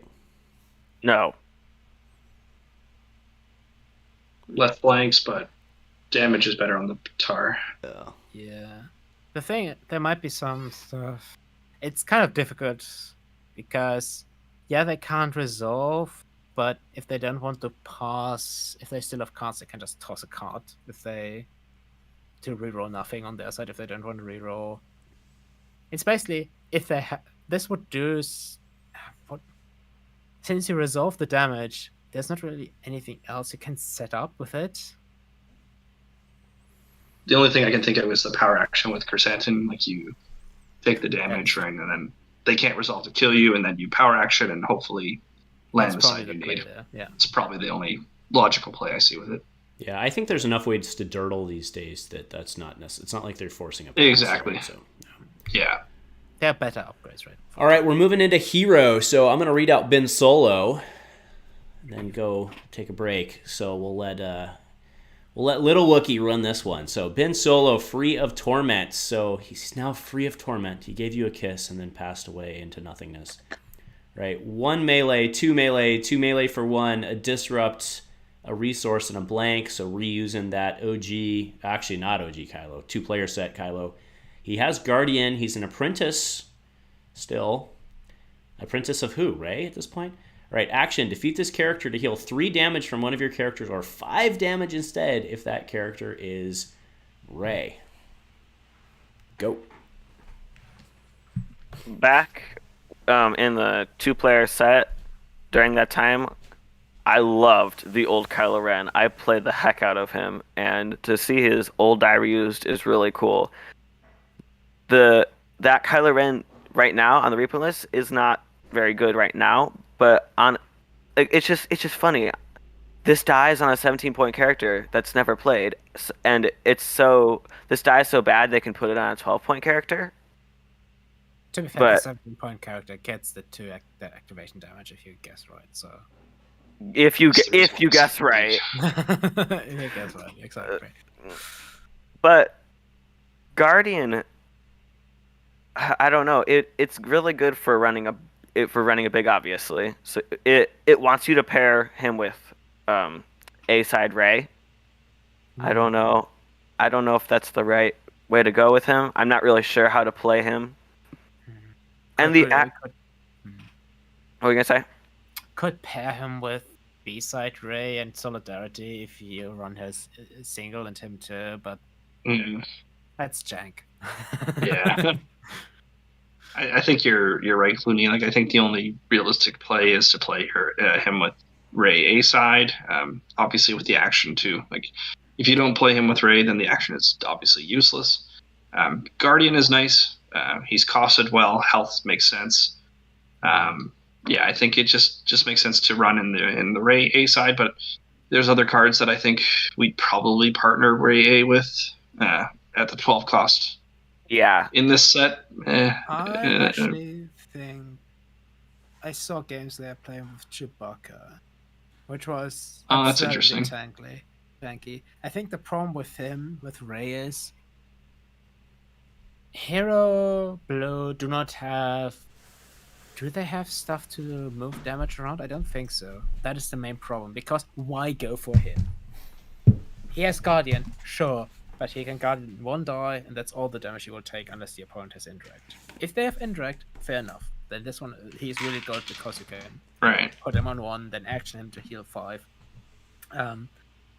Which is effectively exchanging 1 health for 5 heal. But outside of that, if they have the only direct damage, they are not going to go for it. Which, to be fair, you can try to use for your advantage and put all the upgrades on him with redeploy and all. But otherwise, you might be in a tough spot because of that awkward thing. You have this really good action that you kind of want to bait out and get value out of, but then the opponent can just say no and just not target him. Which is the play then. You have to play around that, obviously, that they will not target him. It's gonna be interesting to see where he can fit in. Because it's the 9/12 Guardian. The other blue Guardian that we had around that cost, like, Obi is like, what, 11? Elite? Which one? the Guardian Obi. No, 12. He's 12. So we only have him and the Guardian Obi. So there's 12, an yeah. interesting exchange there. We have one with dice and one that will have dice later and removes more when he dies. Basically. And I thought maybe you could pair Ben Solo with Sabine, because she's a little bit. I don't want to say squishy, but she can die fast, and so you can defeat him and keep Sabine alive longer. Maybe. There, if you have 2 points. Oh no, she's 18. Yeah. All right, we got to move on. We're almost at 2 hours, and we're only like a third of the way through, so a little more than third. All right, Beru Lars. I was surprised to see this pair. Beru Lars, diceless. After you activate this character, you may play a blue card from your hand, decreasing its cost by 1. After you claim the battlefield, you may draw 1 card. Spot Owen Lars to heal 1 damage from a character. Is anybody else getting like R2D2, C3PO chopper vibes from that? Yeah. I'm surprised that you actually can play blue abilities on here, because there's space to put that in that you can't, but they didn't. Well, it's Luke's mom, right? She was forced to. It's Luke's mom. Wait, is that not right? And don't you see? Can't you see her, a Taro mastering her way when the stormtroopers? Oh, wait. Grow beyond with a dark Yeah, mastery. Yeah, she put the fake skeletons out there, and then she Taro mastered her way through the desert. I was making a deck. I was making a deck, and I put Path to Mastery in it, and with Beru Lars. No. I was like, it was a rainbow deck with her, and the only character the only ability you put on is her. And then I thought about that for a second, and I was like, what? Yeah, she's S tier. Let's move on. Yeah, S tier character. It's quite interesting because when you pair her with Owen, she gets the extra bonuses from with healing from claiming the battlefield, but decks with her might be too slow at times, maybe. You still have to claim. Yeah, you still have to claim. Yeah, though she gets the speed from playing when she activates, so it's going to be interesting to see. She is essentially just on money all the time and extra bonus if you claim. So she could be a pretty good ramp character. You activate her, you can play a Taro for 2, Taro Mastery, which is pretty good. Or if you have it binds out, that's some really good ramp that you're getting there, and you're big. She's 7, so I don't know. All right, well, you heard it here first. That's what Bassmaster's playing this weekend is Beru Lars, Owen Lars. Probably not. Other dice. Beru Lars, the Ataru Master. All right, moving on. So let's do both the Rays together. So, I mean, we don't need to go through this one. Everybody's seen this one. It's clearly a cornerstone of the set. So, as far as reprint goes, did more Force Ghosts get put on that list? I assume so, right? Qui-Gon was. Oh, but not Yoda's. Nope. No. Interesting. Only Qui-Gon. Because of a certain card in the set. Yeah, there's also probably because they now have a 1, 2, and 3 cost Jedi support. Yeah. Correct. Yeah. Fair enough. All right. So are you going to be able to flip her? That's the question. You can be able to flip her. No. I would say unlikely. The setup, to be fair, the setup should be enormous because we are going from a 14-18 to a 22-29 character. So the effort should be enormous. It is unlikely you will flip her in your game. Yep. So going to Big Ray, I think a lot of people are going to be playing her, which means a lot of people are going to be packing, Roll in the Mud. Oh yeah, she hates that card. What were you going to say, Wook? I was going to say Wook. Well, Lil Wook. I was playing Levi. Wookie Cub? Wookie Cub? Whatever. I was going to say Levi managed to flip Ray in a game today that we played, but I was playing a support deck, so the game lasted forever, but he was able to flip Ray. And and he was playing her with Ben Solo. So if you didn't have Ben Solo and you had somebody better, I don't know if you would be able to do that faster. But The problem is keeping your Jedi support dice in the pool. yeah, There are currently 4. Well, if you get the double, what you probably want is... Well, you get a Play- freebie because she gets to roll back in, so you get a freebie. Well, no. She can't power. She only has a power action. You can't to use the roll other in power or action. to flip. Yeah. So, Oh, and that's even worse. It's The worse. thing is, yeah. so the thing is, we will see in a moment, the supports are coming with this set. So you have Qui-Gon, then we have Luke. We've already seen him sport, and then another one which is 3 cost. And you really want that third one, probably 2 of them, because otherwise it's unlikely you're gonna flip, because you don't have the support dice in the pool. They just remove one, and it's Yeah. or you're disrupted. Well, all I'm going to say before we move on Rey, I hate to give such a short time to Rey because she's phenomenal, but she deserves to be talked about for like an hour or so. I don't know what else I'll say there. She's going to be really popular. She's going to be really good. People are going to build into her. So she won't end up dominating the meta because people will build into her, which is going to warp the meta. So Her counter is it's really easy. It's really good design that it's easy to counter her with 1 card, or 2 cards if you play Chrysanthemum in a hero deck. Yep. But yeah, rolling the mod just deactivates 3 dice of her. So if you play that once, you're already getting far ahead or catching up almost immediately. If you play twice in a game on her, it's probably over because there's no value for her. Maybe a Cassian reset deck could potentially take her down as well. Go wide with tons of dice and tons of supports. But she's going to be the big one to deal with, guaranteed this weekend. And looking at her B side, like I think you're just going to see that straight up more so than the flip side. Her dice are more consistent on that side, and it's just going to be a tough go. If you can't remove her character dice, you're going to be in a lot of trouble. Yep. Yeah, the consistency is good on her dice. Layers less so because in terms of damage, but she can roll out a maximum of 3, 3, 3, 2, right? So 11 damage just on her. You play a weapon that's a bit more. It's not the most damage you ever had, but it's she has really good dice. The Luke die is alright in terms of consistency. The layer die is better because you have more consistent sides.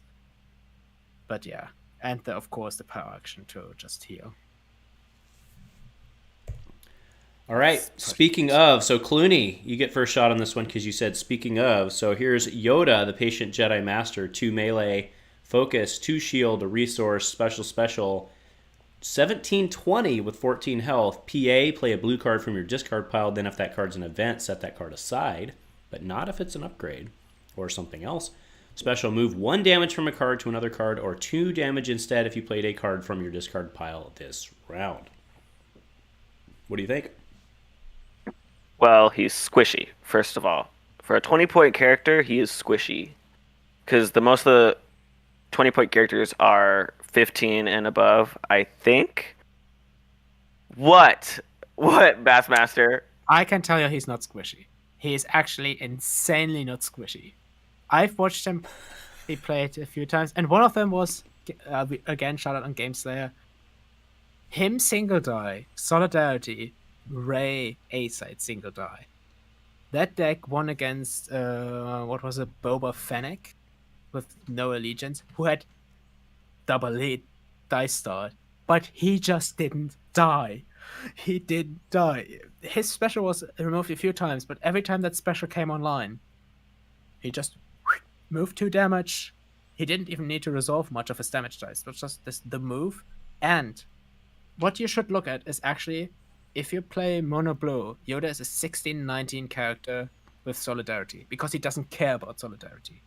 You get the reuse of your event anyway from your discard. So this character is really good. He's terrible against Mill. Fair enough. But he's really good on in terms of against damage decks because of that damage swing. Compared to Galactic Struggle Palpatine, he's 19 points for 15 health, and Yoda's 14 points for 20 health. Yeah, but Palpatine does not have that tankiness. Yeah, Palpatine has 50 doesn't have health, the two sure. specials. It's But if you say Yoda resolves that special, let's say 4 times in a game, that is 8 damage and 8 extra health on him. So you're actually looking at somebody who is effectively, 22 health and has dealt 8 damage in the game. Just like harness the Force, Yoda's teachings, anything you can just to ensure you're getting those specials. It's gonna be a long go to try and kill him. There's also a Nute card coming that is 0 cost, but has a better effect if it's played from the discard. It has renew. Yes. But with Yoda, you don't need to pay renew costs. Anything that has, if it played this from the discard, like Grow Beyond, for example, you do this for the original cost. For example, Grow Beyond, you roll the ability die in, which would normally cost 2. 2, yeah. For Yoda, it's still 0. It's 0. So he is really good. The PA plus his sustain should not be underestimated. And I He's saw. not go ahead. I was just going to say he's not a very easy character to pick up and just start playing. There is going to be some strategy to him, right? You can't just say, okay, I'm going to sit there and straight up roll specials. You have to really plan out your card placement, especially from the discard, right? So you can maximize the special and just ensure you get the right abilities on him. Build your board state properly. He's not an easy character to play, but if you have a seasoned player and they know what they're doing, he's going to be very difficult to take down. Or even if you have certain pairings with Solidarity, you don't want him actually elite. You play him single die. For example, single die, yeah. You can do Cam with elite Cam Solidarity and him single die, because the special is powerful enough that if you get it a few times, it does so much. It doesn't have to do damage on him. It's any card. Any card, yeah. It's even when you want to finish an opponent's character off and maybe they have some split damage. You move that damage over. There you go. Yeah, and I was going to say, I saw DJ Claro playing Yoda, and he had Sheen Mastery, and he would play it from the discard pile, override it with another Sheen Mastery, and roll it into your pool. So it kind of feels like the whole Cam recycling your Jedi lightsabers, except you do it with Sheen, and you get that die. Yeah. It's pretty good. Don't sleep on Yoda. He is going to be dangerous. All right, in Harmony, play only if you have dice showing shields and special. Remove an opponent's die showing a value of 2 or less, and it has renew 1. I wonder if that renew 1 shouldn't be at the top. Either way. I think the play only is always first because it's a play restriction thing.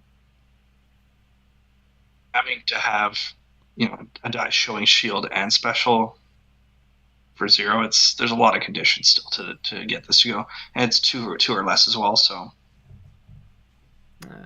that's right. Good point about the play thing. Yeah. I don't think this one sees a ton. I mean, probably maybe in your Ataru decks, maybe. All right, Luke's offer. I don't think there's going to be some chatter around this one. That one will see a lot of play. For 0, choose and do 2. So I do want to comment. Spoiler alert if you haven't seen the show. You know what I would have done if I was Grogu? I had taken the lightsaber, I had chopped him in half, and I had taken my little frog friend, my frog friend and the little Mando guard thing, and then I'm a Jedi Knight because I've got armor. Anyway, Luke's offer: choose and do 2 of the following: play a weapon from your hand or discard pile, decreasing it by 1. Give a character 1 shield or 2 shields instead if you spot a yellow character. So Grow Beyond for weapons. Yep. And you don't have to play it on another character. Pretty good. This card's super utility. Yep. Yeah. It's also like, if you don't want the ramp, you just get some shields. If you, what was it, Ahsoka Armorer? I think I saw somebody post on the DB. That was like an interesting one where you could play this for either the ramp or the protection. I can see this being used as Sabine if you go the blue character pairing route, right? Makes sense. You can then throw a Vibro down for a decrease of 1, or her blaster for 2. Yeah. Yeah, because it's not a blue weapon. That's A good It's point. any weapon. That's a Yeah, good point. Luke gives it you the choice: lightsaber or blaster, or whatever he really has Like in the a box. vibro sword for 2 sounds good to me. Yeah, Grogu, don't you want a vibro sword? There you go. All right, proficient attack. That's the Renew one I- 1, resolve one of your blue dice showing damage, give a character 1 shield or 2 shields instead if this card was played from the discard pile. Oh, that's kind of cool. You actually get a bonus for your renew. Yeah, or your Yoda if Or you play Yoda, it. yeah, for 0. Well, there's your power creep, folks. Not only is it good enough to play stuff from our discard pile anymore, you now get a bonus if you're playing it from your discard pile. There you go. Next iteration is you'll be playing things from your banish zone, and we'll create a new zone. We already have set aside. Yeah. No, that's what I mean. In addition to set aside, you'll have the super set aside zone. I've played many a game in the past that have had to keep creating new zones because they power creep themselves out of the old zones. So fair enough. Don't start talking about Yu-Gi-Oh. That game has so much bullshit. I never played that game. Good for you. Good for you, really. All right, 1, seeking answers. Choose a symbol, then draw a card for each opponent's dice, showing the chosen symbol to a maximum of 3. Tell me why I would use this card. You would use it in a deck with, let's say, Ahsoka, who doesn't have a subtype. You could get the draw, but I feel like it's so you draw on a card from each of an opponent's dice showing the chosen symbol. I think when if an opponent's trying to kill you, they're going to try to get damage. When they have damage out, and if you're trying to get maximum of the card, they're going to have 3 damage sides, and you're going to want to remove it. You're not going to want to play a card to draw when they have damage sides out. I know Bassmaster, you said there's many times they're going to have 2 dice out, and you can draw 2 cards. But it just feels like why play this when you got Force Affinity? And then it's like a really specific deck archetype that you would use this in, and really specific situation. This is obviously when you can't get the Force Affinity draw, then you do this. I would say if this was a card released in the FFG era, this would be it would have been an amazing card. Because of course, if the opponent has 3 I agree with that. with damage, you kind of want to remove. This is rather for the moments when they roll 2 blanks or 2 money or 2 disrupt or 3 disrupt. If they roll not the side you really want to remove, could be you might include this with Baru because you can play it for 0. Then it's actually really really good. But it's probably just to give the rest of Blue Hero more options in terms of card draw and not be restrained to Force Affinity. All right, we spent our time on a not major card in the set. So, all right, moving on. So, Way of the Jedi for 1. Spot a blue character to remove an opponent's die showing damage. You may spot a Jedi and spend 1 resource to move an opponent's die not showing damage. Seems pretty good for Big Ray. Jedi Mind Maybe Trick Big Yoda. Rotate, Yeah, it's a great card, I think, for blue. I mean, if you think about all the other 2 die removal cards, like Power of the Tribe and Headstrong, paying 2 up front, this one at least, spot a blue character, remove an opponent's die showing damage, and then you may spot a Jedi and spend 1 more to remove an opponent's die not showing damage. So it essentially puts it on par with those 2 cost removals, but for blue, because they didn't have that option, really. Yep. Basically, replaces Fluid Riposte, I think, because you have the option of additional removal if you Right. Jedi. I agree with that. Nice. All right. Greed can be a powerful ally. Oh, Liam Neeson. All right, support. Bananas. This is a wall of text. So after an opponent gains 1 or more resources during the action phase, place resources on the support equal to the amount of resources that opponent gained. Action, remove 5 resources from the support and spend 2 resources to ready a blue. Whoa! Yep. So if you weren't already playing Rey, I mean, here's some incentive to play Rey. If you think about that one key card you don't want the opponent to play, This is it. yeah, this is one of them. Oh my god. Just DM To it. be It's fair- not a big deal. Oh, no. Yeah. Well, to be fair, you can't just plonk down your Desolate and immediately get rid of I know. this. So they're all the cards that remove supports can immediately get rid of this, so that's fair enough. Also, you actively, of course, can counterplay this, because it doesn't count the resource you get during upkeep, because Right. that's not the action phase. Right. So if you just don't take money, Or take just enough money to not proc it. Right. You can take 4 money. If they're mono blue, then you're fine. If they're yellow, they could have a truce and you could be screwed. And if you have 4 on this. you know, it's funny. I actually feel like this should be a plot. Right? That way you can only get 1 out of it. I know it's unique, but like you can only get 1 out of it, and like you would obviously have the ceiling be higher, but this kind of feels plotty to me. But this is I had, like I said, I haven't read all these, so that one was interesting. Yeah, this one's super good. Oh, here's They another get new it one. out All right, Jedi Temple Guards. Oh, okay, here's your other Jedi support. I mean, we knew that was coming. All right, so 3 drop for 2 melee, shield, 2 reroll, a resource, and a blank. Guard Jedi. After you play the support, make it elite. Okay. Yeah. Power action, reroll, I die. It's really good. Just And as it is. That's amazing. And it's 2 not die. unique. So you can have 2 of them at the same time. So Ugh. for I actually considered, if you want to flip Rey A side, you might want to play Yellow and Tail for a gift to just get these guys out. Because Rey's power action can get the stolen die back if they don't resolve it immediately. It Interesting. has built-in soft mitigation with the power action. Reroll a die, yours or your opponent's too. So, really strong. You need them to flip Rey.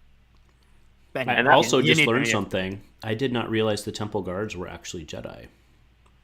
I thought they were like Force Affinity minions or something like that. No, they're not like the Royal Guards that the Emperor had. They're actual Jedi, yeah. and that power action is nothing to laugh at either. I mean, it's soft mitigation, very soft mitigation compared to everything else. But Or just Where- on your own. yeah, it's just yeah. I actually think 9 times out of 10 you're going to reroll your own die, probably. But Also, you're right. You're right. I really hope now that we are at some point in the future we're getting a Grand Inquisitor Force Ghost, because that's him. On the picture, that's him. He was a Temple Guard, and he was a kind of Force Vision in Rebels. Kind of hoping for him, maybe as a character. All right, Luke's Spirit. So that was actually spoiled on this channel, not channel. I don't know what that is. So channel. So yeah, it's a Jedi support that we need. Embodies old Luke, and yeah, moving on. All right, Legacy lightsaber. So man, you compare this to the Witch lightsaber, and this looks like Garbaggio. But so 3 drop for melee, 2 melee, shield, 2 reroll, a resource, and a blank. While it's on a Jedi, it gains redeploy. Before we resolve this die showing damage, remove 1 shield from a card, so it doesn't have to be your card, to increase this die's value by 1. Yeah. Okay. There has It's been showing plenty of damage. discussion. Yeah. There has been plenty of discussion about this. I think the 1 shield side again is probably the worst thing on the saber. Probably could have been a 1 melee side if they wanted to make it too strong and just base Exactly. sides. I mean, if you resolve it and remove an opponent's shield, it is effectively 3 and 4 damage. But the point is, you have to get to that damage first. So you play Killian still. You don't play Yeah. Brilliant. You have no condition on the redeploy. You heal on your hero character. Yeah. Yes. Currently, no reason to play this. Currently. I'd even say maybe at 2 costs, it's still borderline, right? So, It would be really good at 2 costs, I think. yeah. But I mean, in a Jedi deck, yes, at 2. Yeah. for 3, Killian. All right. Hey, we actually agreed on something. All right. Qui-Gon's Teachings. All right. So a 3 drop, upgrade ability, melee, 2 melee, shield, 2 shield, resource, and a blank. That's crap for a 3. So what is the blue character only?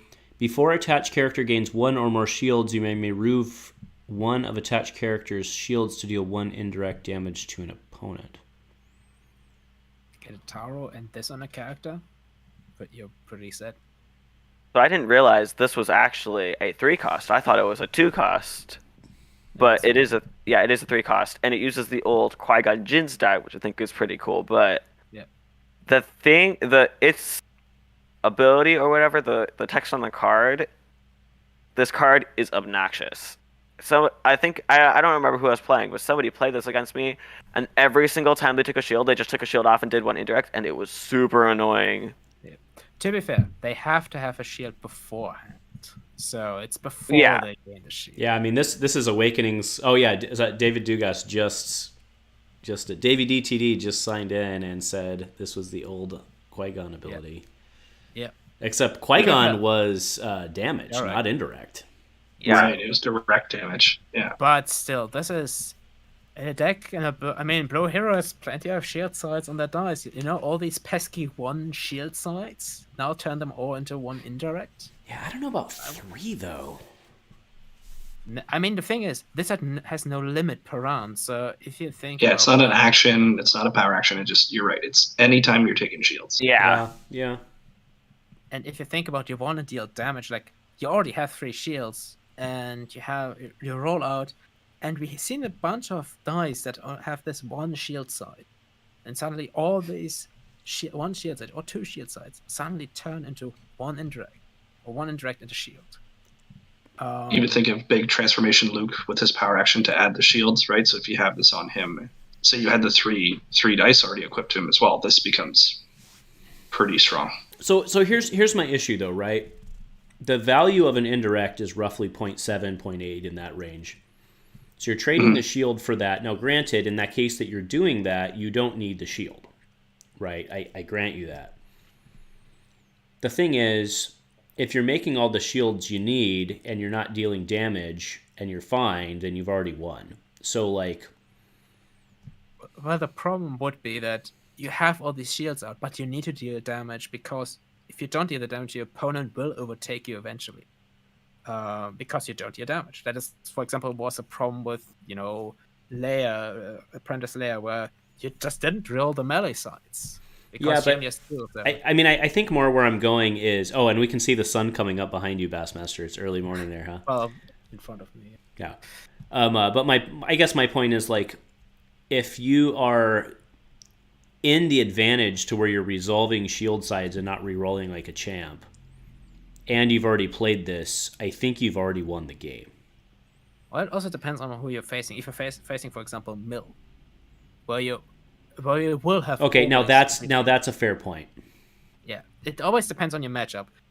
Obviously, if you have big dice with big damage sides, you want to reroll those, but it also turns all your little sides in all your little dice that you, for example, are not really worth re-rolling that much. Yeah, the mill match is a really good point. That's a good point. Yeah. Can you, so let's say you have a character with this and 2 Shotos. After you activate the character, can you, if the character already has a shield, can you give a shield, deal an indirect, give a shield, deal an indirect? Yes. Well, take a shield off. Or take the shield off, right. From your opponent's take characters, a shield off, deal the indirect, get a shield. But yeah, generate a shield, yes. But yeah, you're basically... Or sorry, generate an indirect, I mean. Generate an indirect, effectively. Assuming you have the shield to start. Yeah. So that would be effectively 2 indirect on activation if you chose to do that, right? Yeah.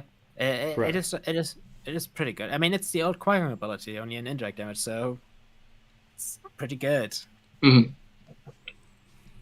All right, so we're on Finn, Risk Taker. Don't need to spend too much time here because we talked about him. Oh, no, we didn't either. Sorry. That was in one of my videos. So Finn, he's 1 gun, 2 gun, 1 reroll, 2 reroll, resource and a blank for 912. After resolve a die showing reroll, deal 1 damage to a character. 10 health. Character trooper. I believe he was a general at this point, but he's still not a leader, which is interesting. They are handing out general titles. I'm on board with it. Yeah, everybody was. There was like 9 people left in the Resistance, and like 8 of them were generals. So he effectively has 4 damage sides, right? So pretty good for 912, 10 health. Nope. Yeah. And it's every time you do it, right? Again, no action or power after resolve action. A die, and you can potentially luck chain into dealing multiple, right? Because you could reroll. So that's it. Yeah, and you have other color. If you splash blue, maybe with Rey or other characters, you can get other reroll sides. I mean, he's clearly meant to go with Rey, right? Mm-hmm. Yeah, at the 9/12 for the 18. A side. Yep. Yeah. You can play him 2-die and 2-die Bo-Katan in the mission that never ends. You could do Oh, that. Teenage Mutant Ninja Turtles. I like it. But I asked the question and they said no. If they kill Finn first and you roll him out with the mission that never ends, when you resolve the reroll, it doesn't do the damage because he's not there. Because he's off the table. Yeah. Yeah. But That if makes sense. his other die lands on a bad side, for example, a blank, you can then reroll it again die and see if you get something better out of it. Yep. All right, moving on to this card is hot. I saw this one. Janna. I do not remember her from the movies. I'm sure Finn went It's Rise somewhere of for Skywalker. 35 seconds, right? Yeah. Wasted potential. Wasted potential character. That whole movie could have been like 3 trilogies with everywhere they went. Anyway, Janna, defected stormtrooper, 1 gun, 2 gun, plus 2 gun, shield, resource, and a blank for 13/15 does not seem amazing, but she's character engineer trooper. After setup, you may play a set-aside red fill-in weapon upgrade on this character, decreasing its cost by 1. That's pretty phenomenal. We have 5 right now. There's Pyre's Blaster, there's the E11, F11 for 2, there's the E11, which is the Dark Trooper rifle. Death Trooper. Death Trooper rifle. We have the Electro Hammer, and we have FN's Right Baton. That's the 5. And there's one in this set too. Yeah, right? there's a brand new one I think is supposed to go with her that after you play it, you get to roll the die in. Oh, but You'll see it. not It's Red coming out. Villain. We've already Yeah, gone you through just Red play Villains. Villain. Yeah, we have Red Villain only. It's is only it Red neutral? Villain, so- The one you're thinking of, the standard issue blaster or whatever, is neutral. Neutral. It's Is it neutral? Oh, okay. Yeah, so we dang have it. 5 villain weapons. But to be honest, you have Oh, Pyre's yeah. sides. If you have another character of like base sides, Pyre's Blaster for 1? That's some big size, like +2, +2, +3. Well, Oh, yeah. and keep in mind, it's at, well, I guess you only get it if it's on Pyre. I was going to say take control of the battlefield, but that's not true. It's after setup, Or the but other one that has to redeploy. I would probably take the Death Trooper, the E11D, Yeah, that could also be for 2. right? Because that's for 2. That's a really good gun for 2. Although is that good by today's standards? I don't, because it's a 1, 2, +3, I think. So by today's standards, is that good? I don't know. Anyway, I think she's really neat. I just like the fact she's a 3-die character. Yeah, Yep. it's Basically. And you're always going to take one. I think you always take 1 to 3 to play, right? I think that's the answer. So. Oh yeah. Either that, or you want to be greedy and get like the Pyre's Blaster with big damage sides. Because she has 12 health, but it's pretty tanky. Well, actually, you're not wrong. Not you're right. You raise a good point, because taking Pyre's Blaster, like, there's enough weapons out there with redeploy that you could just override it. Yeah. And it has basically big sides. Once she gets close to death, you just override it for a redeploy. You're probably right, actually, because Pyre's is +2, +2, +3, right? Yeah, and you kind of want at least 1 money in your first round, because if you're just to have some removal or something you can do. Yeah, I think you're right, actually. Yeah, either Pyre's Blaster or the F11, because that one has redeploy, but the sides are kind of awful. All right, Callus. 2 gun, 2 melee, discard, resource, and a blank, 11/13 for 10. After you reveal 1 or more cards in opponent's hand, deal 1 indirect to them. He's a leader spy but does not have attacked. Power action, reveal your hand to reveal an opponent's hand. You may play an event in the opponent's hand if able, and then they get to do the same to you if able. Some back and forth on this one for Shizzle. This character. Okay, so you can play him. You can play him with Racco. So Wookiee Smell was like super happy about that. But this character is really annoying to play against. You will not believe how many times he does an indirect per round. Like, I've had him do it like 4 or 5 times per round. It is ridiculous how many pings he gets per round. You reveal, that's 1. You detect if you have, with Racco, for example, that's 1. You have anything that reveals any other cards in hand, Cloud City. Already detected cards cannot be revealed again. So if, for example, you have something that reveals a random card in the hand or discards random cards in the hand, that already detected cards do not count for his ability because they've already been revealed and they're still in hand. Wait, if you discard a card, that's counted as a reveal? I don't think so. I think if it's like, for example, something like a probe does it. No, probe would make, because you reveal and Probe then is you revealing. discard. Yeah. But I don't think reroll is discarding not card. revealing the card. Direct discard does not, but if you reveal something and then discard it, then it procs, but doesn't do with detected card. Yeah. Probe is and keep in mind that with detect as well, depending on the number of cards that are getting detected, it still only counts as one ping, right? Yeah. But it's still good because if you're playing with a detect character, you still get at least minimum of 2 pings, which is not bad for a 13 elite character, or 11. And then, of course, the power action, which, if you play around it, is, to be fair, you don't spot anything on your opponent's side. So that can be restricting for anything that, needs spot. But at worst, you can still get rid of a card. It costs 0 or something, does nothing. Yeah. It's like resolving a 2 indirect die with him every single time every round, right? So if you play him and Racco, that's 2 indirect, plus if you get Cloud City, the battlefield where you reveal the hand, that's 3 indirect per round. Mm-hmm. Yeah. On an 11, 13 point character? Pretty good. Really good. Yeah. Yeah. All right, Leia Organa, the princess. Man. Whew. Man. Oh, 12, boy. 14 with 12. 1 discard, 2 discard, 1 shield, 2 reroll, a resource and a blank. Charm, PA, remove 2 charm from a character to reveal the top card from that character's controller's deck. You may play that card for free if able. Otherwise, discard it to discard cards from that player's deck equal to that card's cost. I have a feeling she Holy might be shnikes. She might be one of those characters that is like on watch for point increase if it gets out of hand. Because she is our last hope. Remember that card from Awakenings? Our Spirit of Rebellion. Pay to reveal the top, draw a card. You may play it for free or discard it to gain 2 money. She's that, just for both decks. It's pretty insane. Not only for mill, but if you do like a weird Dryden-y build for your own deck where you kind of control what you have on top. She can be probably pretty busted if she's a great design. I mean, you can go 3 different ways with her, right? You can go mill with Padme. You could do, like as you just said, a Hero Dryden style build. You could do a 3-wide charm deck too to maximize the charm power action. Like there's so many great ways to go with her. I think kudos to Echo for this one. This is a great design. Yeah, Gaza has a 2 discard side for damage to yourself. That is, use that power action every round, depending on what the opponent plays. Support deck, Red Villain support will fear that because reveal the Blizzard 1, discard 8 cards. The game is basically over. It's game over. Yeah, you can add the musician too, so you're look at a nice 29 health. I think 3-wide.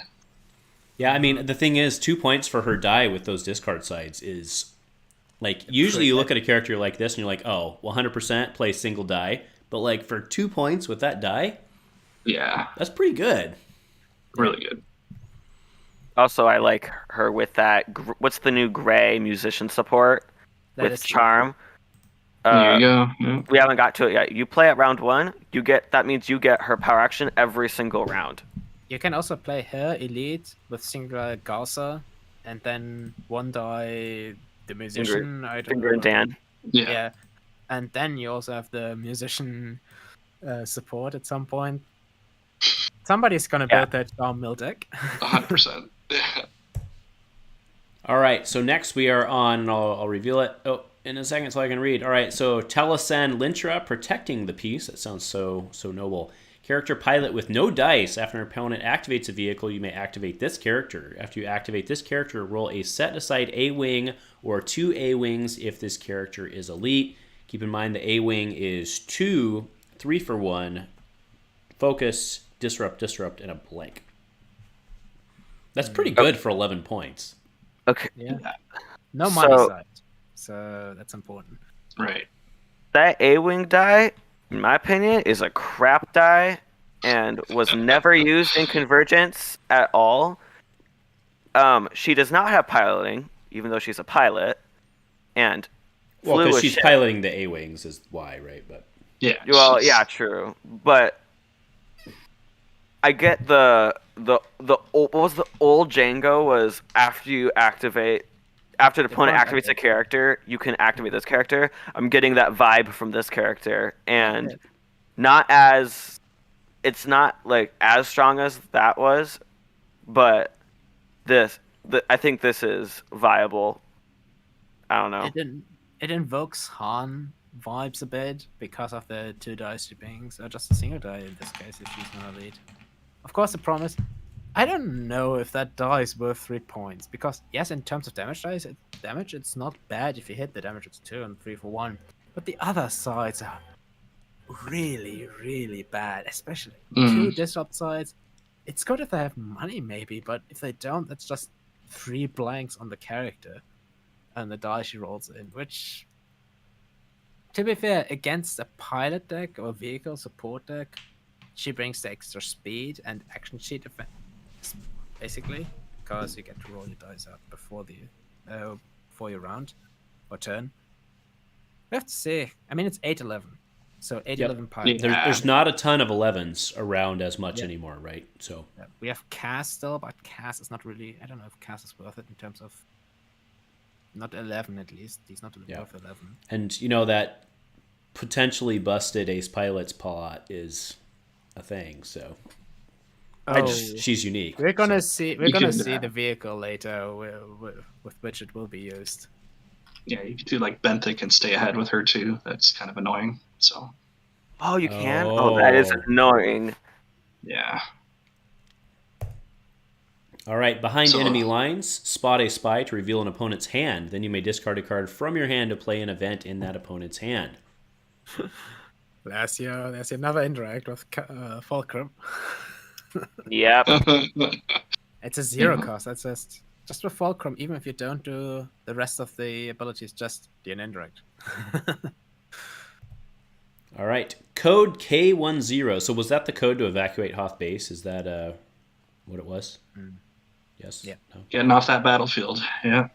All right, so for 3, remove 3 of your dice to end the action phase and switch the battlefield with a battlefield that is not being used but was brought to the game and use its claim ability. Set this event aside. Essentially, a fair jump to light speed. High cost condition. And if to be fair, if the other battlefield doesn't have a claim ability, you just switch it. Nothing more. So Fair enough. I don't know if he'll see much play though. I mean, very Yeah, I expensive. agree. I think 3 is pretty expensive for that. Yeah. I mean, I mean, most people it weren't says about the playing. resource. Most people weren't playing hyperspeed jump until you could cost cheat it, right? So Right. it's less about the free cost and resource. Actually, it's more about the remove 3 of your dice because the fast decks that played hyper space jump or whatever jump, they wanted to resolve all those dice, not remove them. All right, contingency plan. Spot a unique red character to reveal the top 3 cards of a deck. You may play an event revealed this way. Lots of that in this set. Mm-hmm. A lot of player opponent stuff. Yep, and it helps mill them. So But to be fair, nothing on this allows you to spot their cards. Only villain had this so far, I think. And if you do it to yourself, it's a good way to get Black Market Connection earlier. Yeah. Yeah. Oh yeah. Oh yeah. I didn't think of that. That's a good point. Yeah. I think with Leia too, this really helps her out too. All right. Oh, yeah. Deploy Captain Tarpoles, whatever. Not Tarful, Tarful, that's it. Captain Tarpoles. So deploy, activate one of your characters or supports. Then if you have fewer dice in your pool than an opponent, you may activate one of your characters or supports. So it's kind of a knockoff on Deploy the Squadron, kind of in its own little way. Bring in some stuff. Okay. Yeah. Light It's pretty speed good. skipping, this one's interesting. So light speed skipping, choose a piloted vehicle die you control. If at the end of your opponent's next turn, that die is in your pool, remove 2 of an opponent's dice. That's pretty interesting. It's a forced, like you force them to remove a die you don't necessarily care about, maybe, right? Yeah. It's very, very interesting. I mean, if you know what the opponent has in their hand, you know they won't be able to remove it. That is pretty decent. Especially, the thing is, interesting enough, basically, you don't want to use this, of course, when the opponent hasn't rolled out yet, because then they can just pass and pass you out of the effect. But you want it's a bit tricky because you want to use it when they don't have things showing that you want to remove, but when they are about to reroll or focus. So I don't think how much play this will see, but because it's going to be tricky to use. But it will see some play, because if you get it off, that is good value. Yeah, I think it'll see some play for sure. That Yeah, one cost remove I 2 think dice. it actually works really well with the A-Wing dice that we don't necessarily care about. There you go. All right, so here's the capital ship for the hero side, which is actually a throwback to the villain side, but the Venator class, the VSD Star Destroyer, or the VSD, cards cost cannot be decreased. Support can be activated. After you activate the support, roll 2 to set aside Arc 170s into your pool. You draw 1 card. So the Arc 170s, let's see if I have it, but either way, it is a 2 indirect, 2 indirect, and 3 indirect. I do have it. 2 ranged, 3 indirect, 1 shield, 1. Oh, 2 ranged. Oh, yeah, even better. 2 ranged, 2 ranged, 3 indirect. It's really Right, I good. knew it was 2, 2, 3. Most important. Oh, Norman just pointed out on the last one that it has to be a piloted die, so it doesn't work on the A-Wings. Wow, fair enough. Damn it, Norman. also- ruining everything for me. The ARC that one cost 3 back in the day. Yeah. So yeah, for 5. Most importantly, of course, this one doesn't give you money back, but the dice are already better than the TIE Fighter dice that you're rolling Yeah, out. I like this one. I do realize it doesn't give you the money back. I grant you that, but I like this one. Agreed. I've always liked the Arc 170 Starfighter dice. Always thought they were kind of cool. Did they ever see play? I did. I Yeah. played him with Wedge. Yeah. I played him with. There was a Wedge Ayla AR deck back in the day, and I played him with that because Wedge could PA, and then he had the modified sights. But that was in a very different age of Destiny. Yeah. For 3, they were okay back in the day for 3. Nowadays, obviously, you wouldn't do much. Or no, sorry, it wasn't AR. It was profitable because it was Legacies, so it's profitable. But either way, same concept. It would have been pretty good in an era of DM because of the effect. But yeah, the die is definitely better than the tie, and this will probably be more effective. The thing is, this is more effective regardless of when it hits the board because the die is just better and better value. So yeah. Again, I know it's only 2 dice, but I like this. So also same value as the TIE Fighter if you get the maximum value out of it in terms of damage. all right. I think it just comes down to which deck you're playing and would you rather play this or would you rather play, like, say, something like the Bad Batch, right? So really comes down to value. That's a fair point, actually, on Bad Batch. That's a fair point. All right, R5D4. Discard the support if it has 3 or more damage on it. Action, exhaust the support and place 1 damage on it to the following. Draw a card. Turn a die showing a value of 1, which is probably specifically because of Yoda.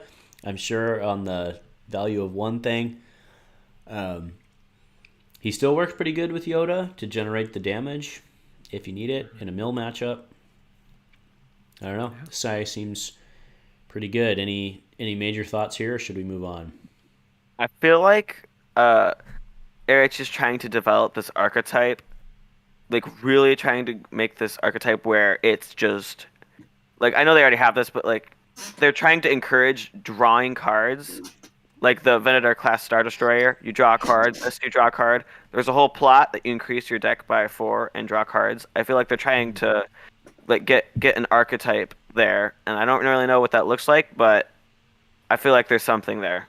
It's the one where you play the double agent from CM, where you discard events to give them to your opponent, and it deals 2 interact during the upkeep phase or something. Yeah, we can't overlook the fact that card draw can get to your win con a lot quicker. I mean, I'm sure you guys obviously remember my deck that I ran during the Galactic Open, where I had several cards to draw from. Right, I had Lavish Capes, obviously that came afterwards. Contraband Seizure, BB-8. There's so many great options that are out there right now to draw cards and get into your win con. This again just supports that type of model. So drawing a card is super powerful in my opinion, especially when your deck is only 30 cards anyway. So the quicker you can get to your win con before your opponent, by all means, it just makes a lot more sense to run these type of cards. So what probably makes this pretty good is just the choice between drawing a card or turning a die. Yeah, having the versatility is super nice. Yep. All right, Tantive 4. Why do I feel like we saw Tantive 4 like multiple years ago? Was there another Tantive 4 in some other set? Or am I just having like major deja vu problems? Maybe. TCI did a Tantive, if that's what you're thinking. TCI did it? Yeah, pretty sure. They did. It's like a Simpsons did it. I got it. All right. Tantive 4, 3 gun, 1 focus, 2 focus, 2 shield, 2 resource, and a blank. Support capital ship. After you activate this support, you may activate a red vehicle you control. Pretty basic. 3 drop. Seems decent. I like the value on this support is like crazy. You get to activate another red support. It has a 2 resource side and a 2 focus side and a 3 gun. Like I feel there is a lot of value coming out of this support.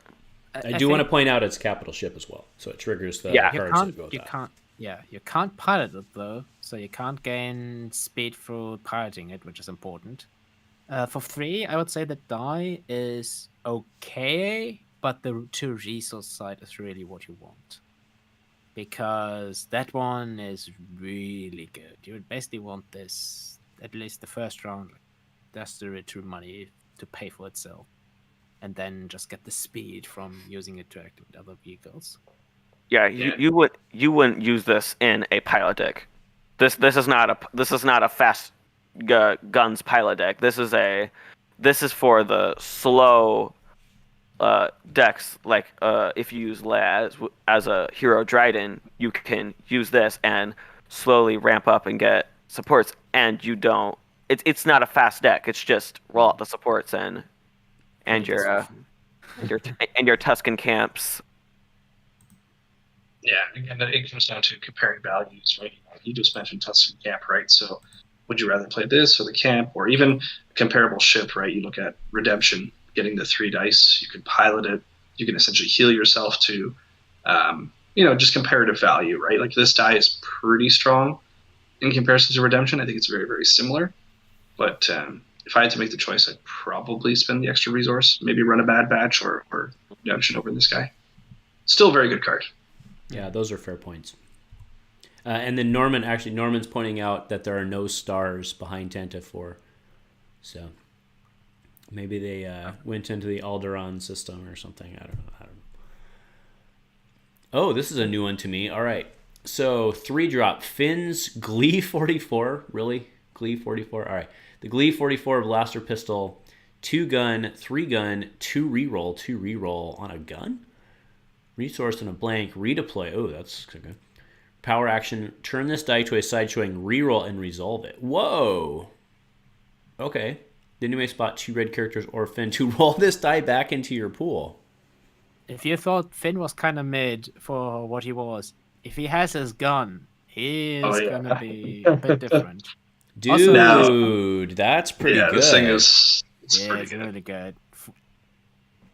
Also, I made a bit of fun about it, but this is the card of, hey, can you actually find the gun? Because it's probably the one named weapon that has the tiniest amount of space on its own card. Because Ekaflake told me it was really difficult to actually find a good kind of picture of Finn holding his own gun. It's not the only one. You know that 1 drop from Galactic Struggle? it's like a straight picture, and you can hardly see the side of the gun. It's just like the front of it, and you can hardly see it. I was like, wait, it's a gun? Anyways. I mean, yeah, sometimes, obviously nothing against the art team. Sometimes it's really difficult to find a good picture, and this is like one of the few things. Just keep in mind with this gun, you definitely want to use the power action first before you resolve any of its sides. Yeah, even if you roll out and you land on the reroll side, that's the bonus of having actually the 2 reroll sides to begin with, right? So power action to the second one, get that out of the way, and then go to town. And with Finn, obviously, you deal damage. Yeah, obviously on Finn, it makes more sense. Yeah. Yeah, you deal damage and reroll into some good stuff. I don't know if you play this card if you don't have Finn. If you have 2 red characters, you would. It's still a two red is still good. Yeah. Yeah. If you don't have the second condition, second part of the power action, I don't think you want to play it because it's decent, but the 2 reroll sides, you really want Finn for the extra damage for the value on that. All right, Cobb Vanth, the Marshal, a.k.a. the Deputy, Raylan Givens. 2-gun, focus, shield, resource, and a blank for 1013 with Guardian, a.k.a. Chewie's buddy. After you activate this character, you may resolve one of its character or upgrade dice showing range damage. I want to see how he plays out with Chewie. I can't really think of what else to do with him, but yeah, he's just a fast hands. Get a wiper on him. But limited to, thank God, limited to ranged. So yeah. Oh yeah, right. Types. Yeah, it's range damage. I think we talked about this in the Discord a bit too. We were talking about his subtypes only being a guard. I kind of wish you had something else with him, maybe leader or even scoundrel. But Bassmaster, he laid the smackdown on us. He's like, he was a slave. He wasn't a scoundrel. He was a slave. It's funny. I actually looked at it and like, why would people say he should be a scoundrel? He never was a scoundrel in his life. You're telling me a slave never stole bread to stay alive? That's scoundrel. That doesn't make him really a hardened criminal. By your value system, he still stole, right? As a parent, you still have to discipline even if you agree. That little scoundrel, right? Well, now he's a marshal. Leader. But wouldn't he be I was going to say, wouldn't he be a leader? Yeah. At this point, he was a leader, but maybe they. To be fair, there are some stuff where we think, do you want to give this character this subtype and all that? So. All right, Owen Lars, Moisture Farmer, character engineer, 7 for 8, diceless. Search your deck for a droid or location and play it, decreasing its cost by 1. If you spot Baru, shuffle your deck. Oh yeah, okay. Period. Shuffle your deck. After you claim the battlefield, you may give a character 1 shield. Yeah. Afra or Mill, Cry Dragon.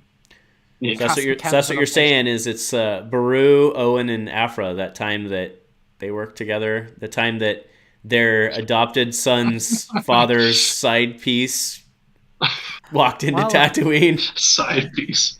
Or you can do him and IG-11 and then bring No Room for Failure to the floor, God. which is a terrible idea.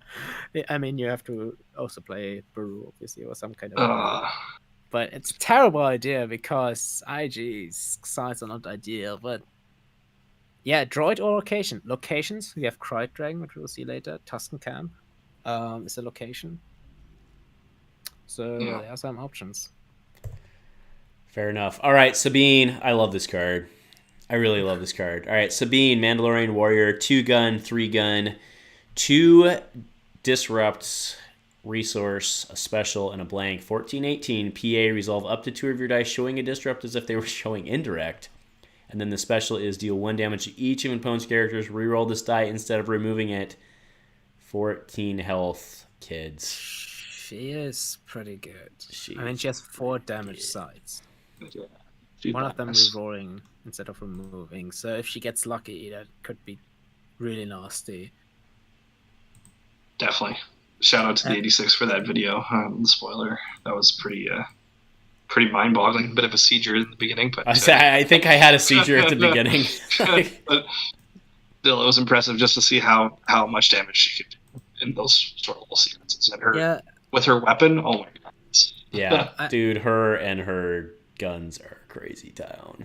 What Yeah. I always have, especially with if you play yellow and you have a bunch of disrupt sites, I always think about maybe I should include the incendiary stockpile just to get those pesky disrupt sites that you can't resolve at some point. She just does that. That is really Yeah. nice. And because you often, a lot of the time, you have disrupt sites that that do nothing really for you. So that is really good. You think about that character with the 2 disrupt sides now in the blank. It's like at least now you can use those disrupt sides as indirect damage, right? So making that die a little bit more viable. Yeah, I think this is my favorite character in the set because when I think about this character logically and out of value, if you look at her sides, there is literally not one side you don't want to resolve. Her worst side, besides the blank, is the resource. Yeah. And she's got 14 health for 18, which is pretty good.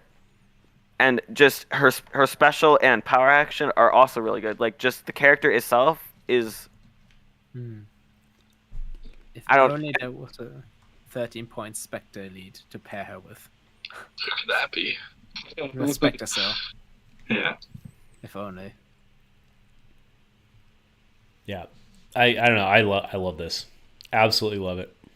She's going to see a lot of play this weekend for sure. We need a 13-point chopper in the next set that has like really big disrupt sites.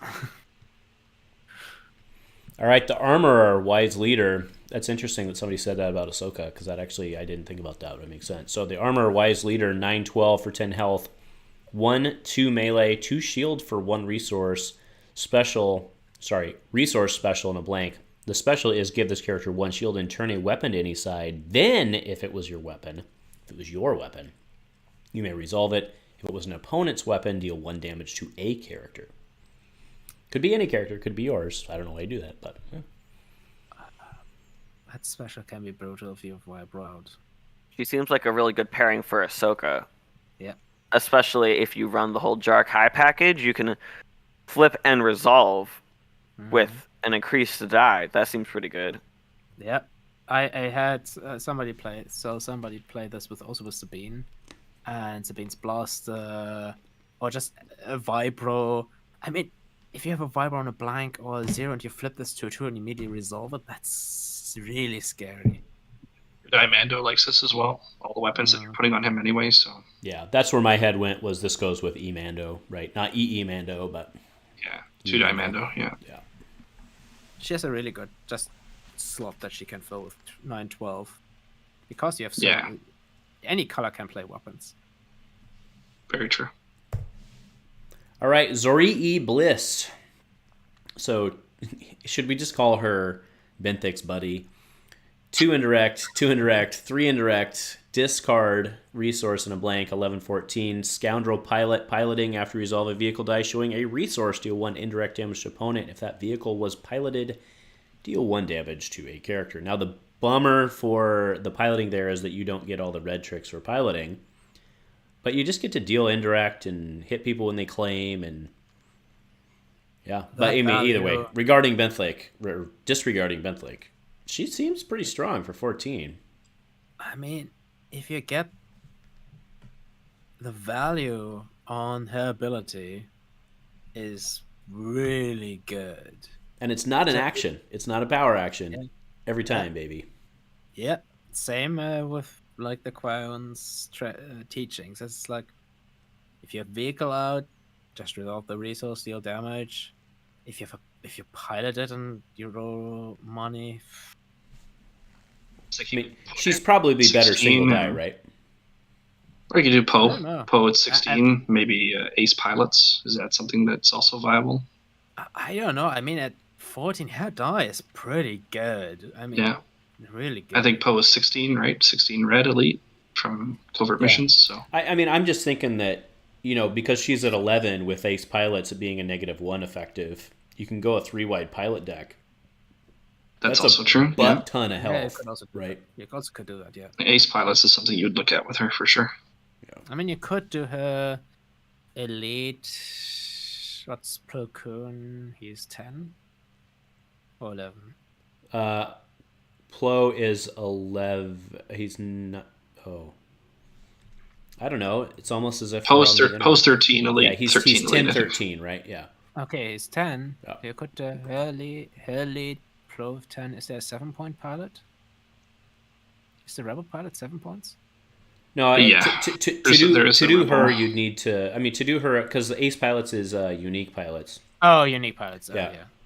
So Wedge. Wedge is also an Yeah, option. you'd go at Wedge 12. because Wedge is Yeah. for frickin' nominal, right? Yeah.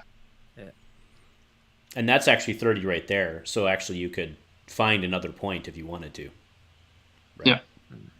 So I mean, I've played her and I've seen people play her, and she seems like she should be good, but it just feels like she isn't as good as she should be, and I don't really know why. It's just I've played her and she felt underwhelming, and it felt like you just gotta like keep re-rolling for a resource, and like if you can't roll a resource, then her ability doesn't really but work. why do you need to re-roll for a resource, right? Like if your ship rolls damage guns, resource. you just shoot, right? I mean, yeah, but This is basically just if you have resource, you take it because you gain extra value. If you have guns, you take them. You reroll Yeah, either for guns exactly. or resource. If you get either, you take it. Yeah, I don't think you play for the resolve resource. I think you just take cash, there's which a you were gonna ton do of anyway, right? Exactly. So, There's a ton of vehicles out there that. what is Iden at? Is Iden 12? Can you play her and Wedge and Iden? No, you can't, right? Single die. No, that's too She much. got increased. That's too much. It's too much. Yeah. That would be busted with Outland ties, man. no, Wedge is not a leader. Wedge is You need not a a leader? No, Really? yeah. Oh wait, yeah, he is a I leader. would say I don't Yeah. think that's accurate. Yeah. Huh? Yeah, he's a leader, confirmed. He's a leader pilot. Yeah, Yeah. that's 4 points over. Yeah. But if Well, you no, think- so 11 and then 9. Yeah, so it's 11, 9, but then she's 12, right? And you Yeah. get -1. So yeah, it's 30. It would be 31 with Ace Pilot, so it's not doable. But that would, Yeah. which is good because those Outland ties, man. Looking at the list, of course, there are no vehicles actually with multiple money sides, but there are some vehicles that have great value if, like, you roll the money side or you just take the damage. I mean, the X-Wing, the T65 X-Wing, for example, if you get that out with her and you roll the money sides, that is really great value because you just get it back in with that money, and you got extra value out of that money side. So she is. One shouldn't think about her as somebody you build around. Just she gives you, she enhances a certain side on your dice. So when you take that side, you can more easily take that side while also going after your objective of killing the opponent.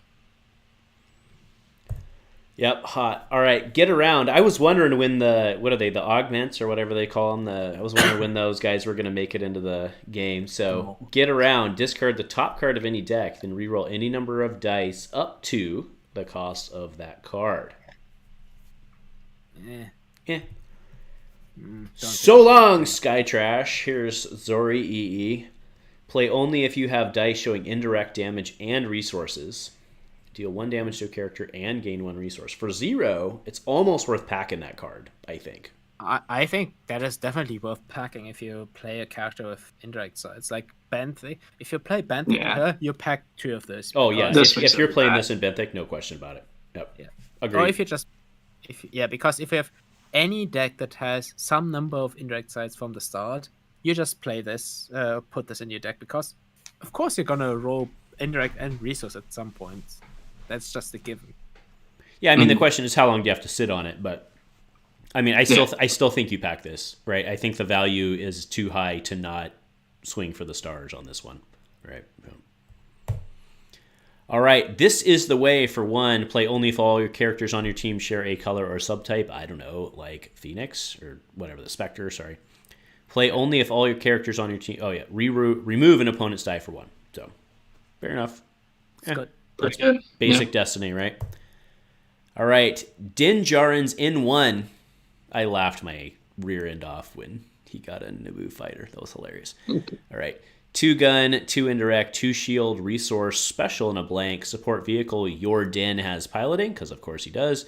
Take up to 2 additional actions or resolve another side of this die. That's pretty utility. So actually what you want with this is roll it out before you roll it in. See if you get the special. And if you get the special, you just action sheet activate it. Yeah, makes sense. Dirty. All right, Partisan U-Wing. I got at everyone, or I got at tagged on the channel for this one. So Partisan U-Wing, 2 gun, 3 gun, 3 indirect, 1 focus. God, you gotta hate that. Resource and a blank. Power action. Roll a partisan die on a card you control into your pool. Seems good for Baze Chirrut with their plot, which we spoiled on this channel in a super double secret spoil. Yeah. Go ahead. It's not elite. So first thing, you can also do it with Saw Gerrera, even though he doesn't indirect. You can roll his die in. So he's a partisan. There's also what's that 2-cost support you can block indirect damage with? That Rebel partisan. That is a partisan. But with the Baze Chirrut deck, I was talking Wookiee. I said, I was telling Wookiee, what about this in the Baze Chirrut deck? And he said, almost definitely not, because Baze Chirrut does not make 3 resources. I agree 100%, actually. That's what he said. Yeah. Yep. I think this was Benthic, to be honest with you. Yep. Benthic pilots it in. He's a That's partisan. what Wookiee dialing in from the nuclear plant just said. Benthic is a partisan. Benthic, man. And it's not elite. You got it. If you get 2 of these out, with Benthic, it's gross. That's really good value.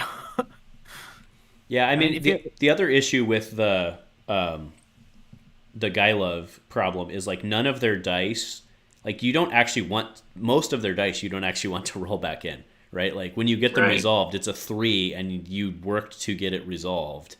You know what I mean? Like, you're using your tricks to get their dice out of your pool, and then you're out of tricks. Rolling it back in, I'm 100% on board. I think this is Benthic all the way, bro. Yeah. Or somebody doing a Saw with this. Yeah, Saw makes sense too. I doubt Saw will come back. Yeah, I don't think Saw is playable, but...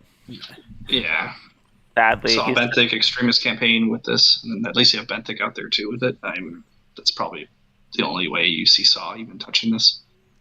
Sad, because Saw is so much fun to play. Yeah, Saw was fantastic, amazing design. I love the design space there. It's just, he's one of those design spaces there was no way to, like, he was either going to be busted AF or not work, right? It's just... Yeah. I mean, even with the FFG cards, there's just a card in Standard that rerolls a die 5 times. That is just... If he ever became dominant, people would just, I'm just going to include all these cards that reroll dice into a bunch of times into my deck, and then we'll see what Saw can do. But yeah. All right, Sabine's Westar. I'm really excited and really scared about this card at the same time. So Sabine's Westar for 2-drop, potentially 3-drop, is 1 gun, 2 gun, 2 indirect, 2 disrupt, which, remember, with her you can resolve as indirect, money, and a blank. Redeploy, and after you played this on Sabine, spend 1 to make it elite, and it does redeploy with the elite, which is my concern. That's really great value. Yeah, for 3, you basically has 2, 4, 4, 4, 2. Yeah, that's really good. Total. Just to get 2 copies of that die. And of course, the disrupt with her is at least 2 disruptors indirect. Yep, I like it. You play that, you play Westers, you play all the good stuff. The new gray gun that we'll see later. Yeah.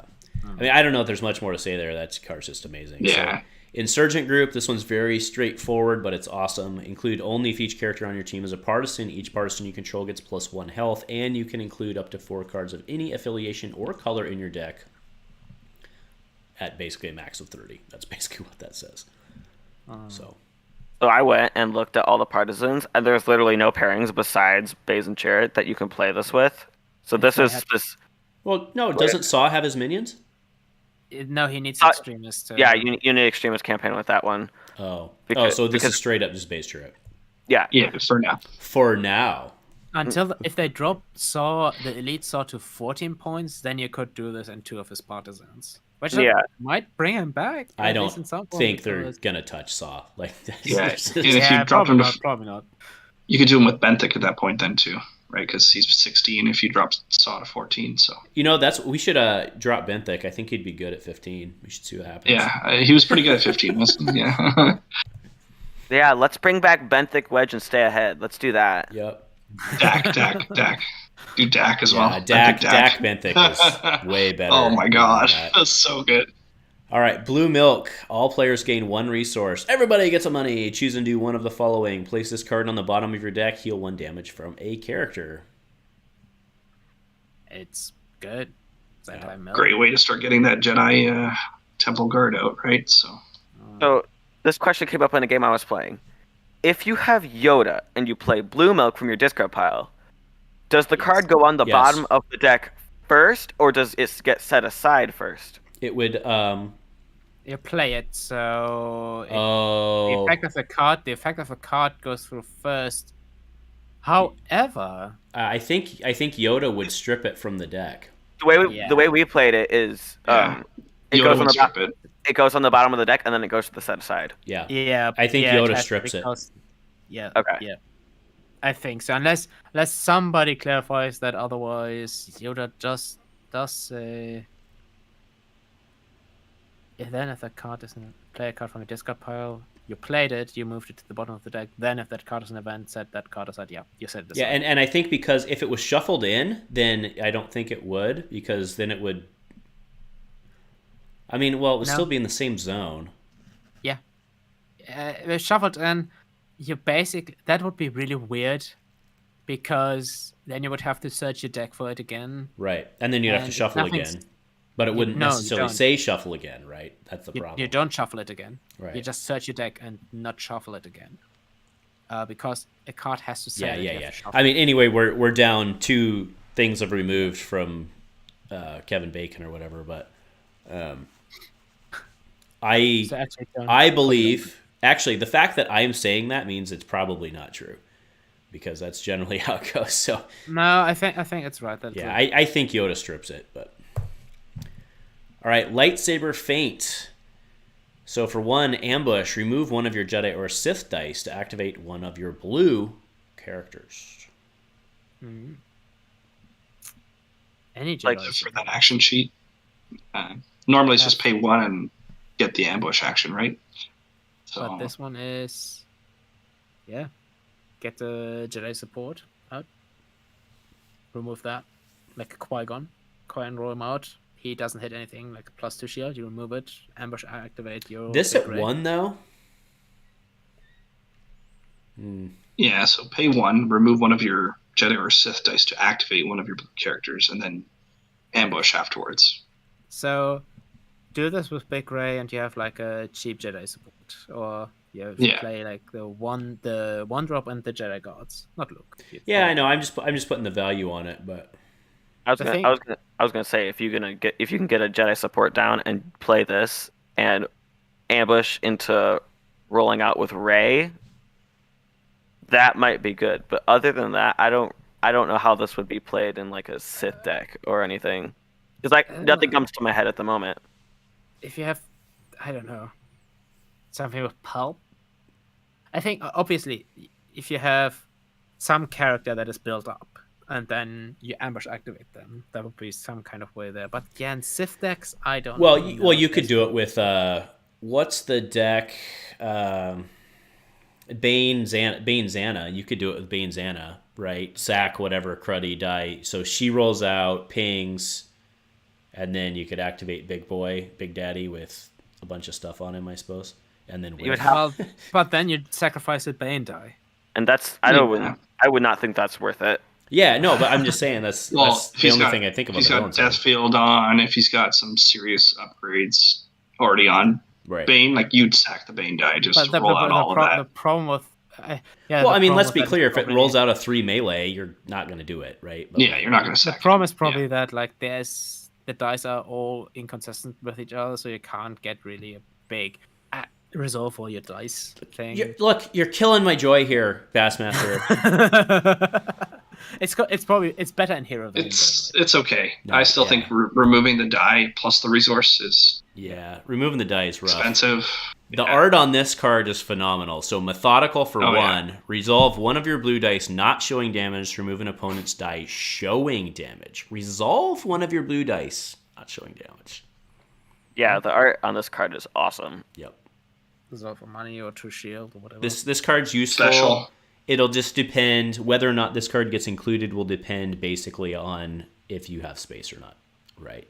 This is like a tier 1-5 card, I think.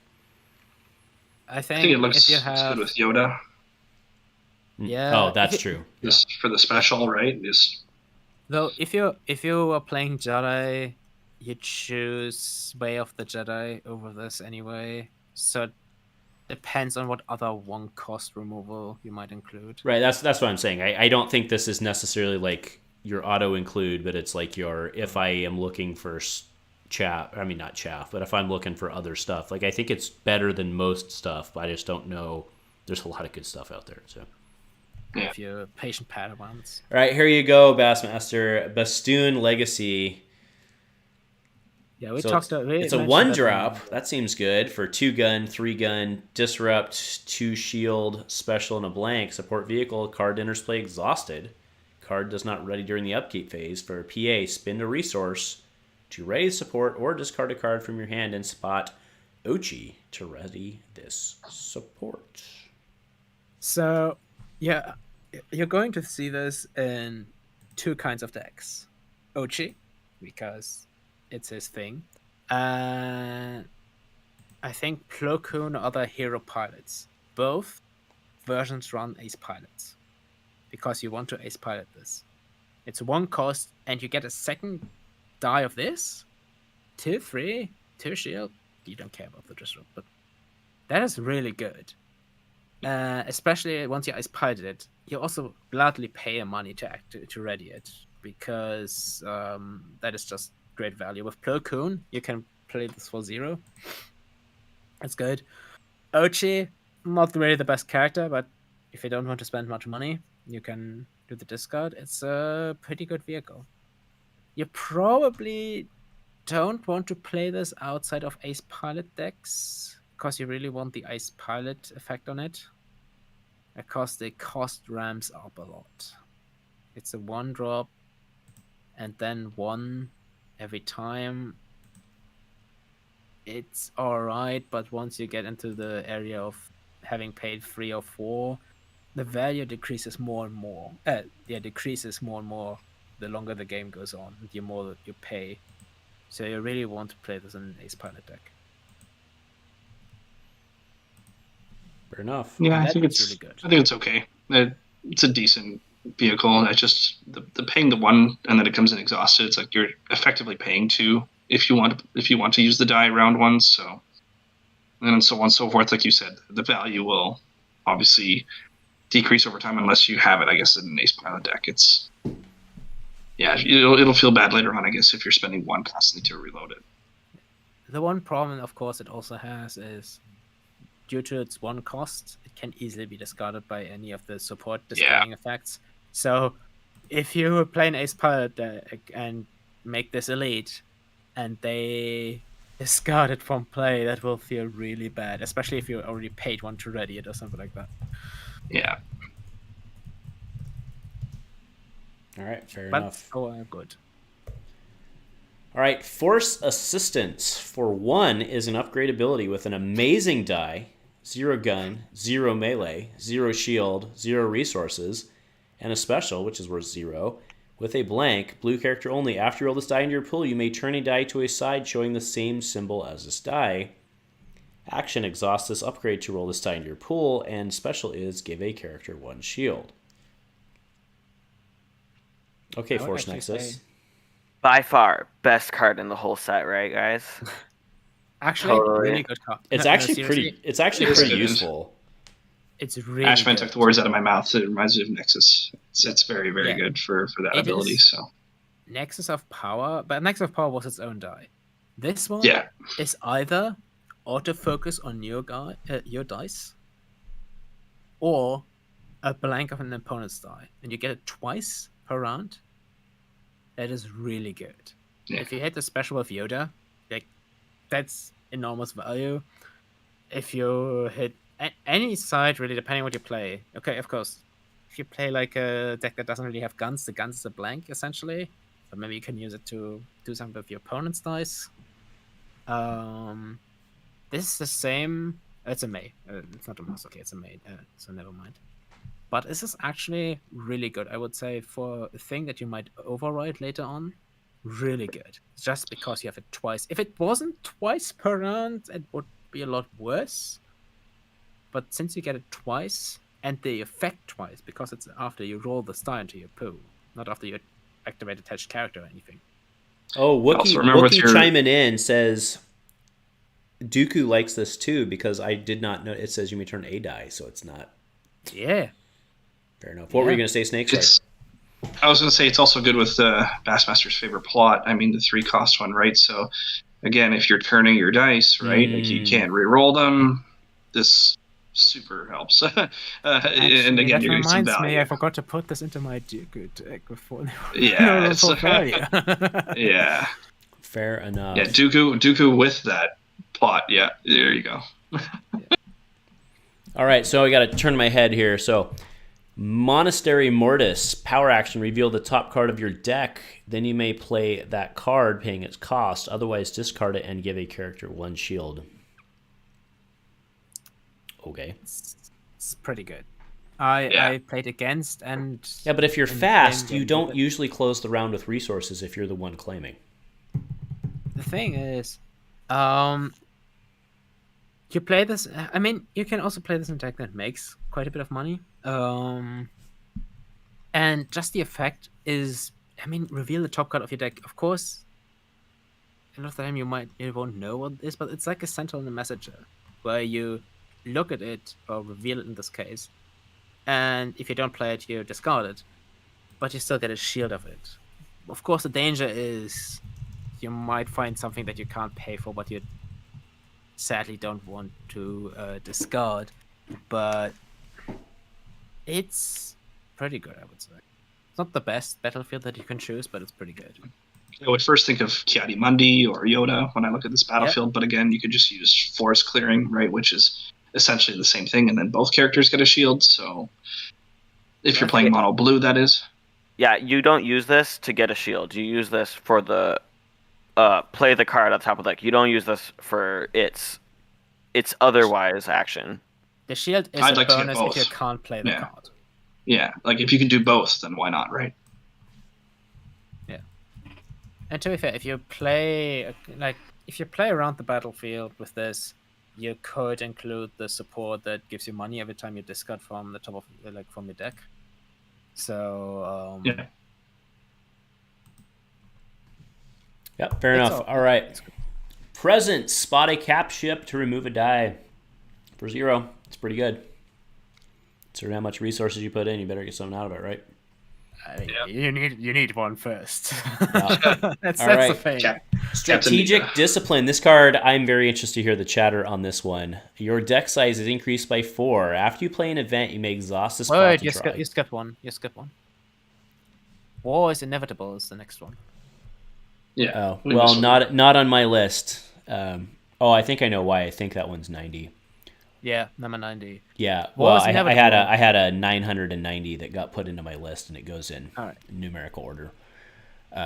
Anyway, we're going to so it's not up, but we can people can use their imagination. We'll read it out loud. So, war is inevitable. Is 0 costs. Play only event. If you have dice throwing, range, damage, and focus.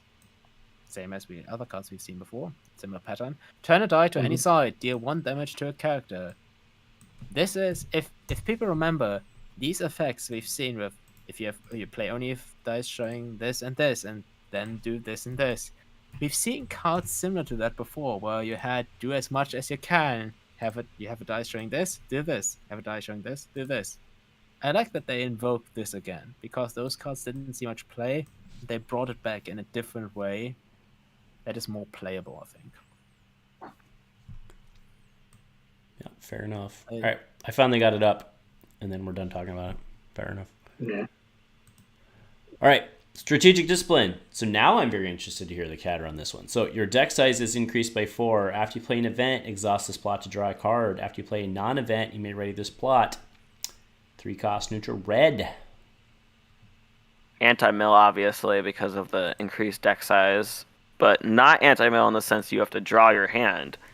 I mean, I guess I don't know what you would consider that, what that would be. I mean, you're drawing your hand, and if they're a mill from hand deck, then that's bad. But then if you're a mill from deck, then that would be I guess better. I don't know. I don't know how this card would be played.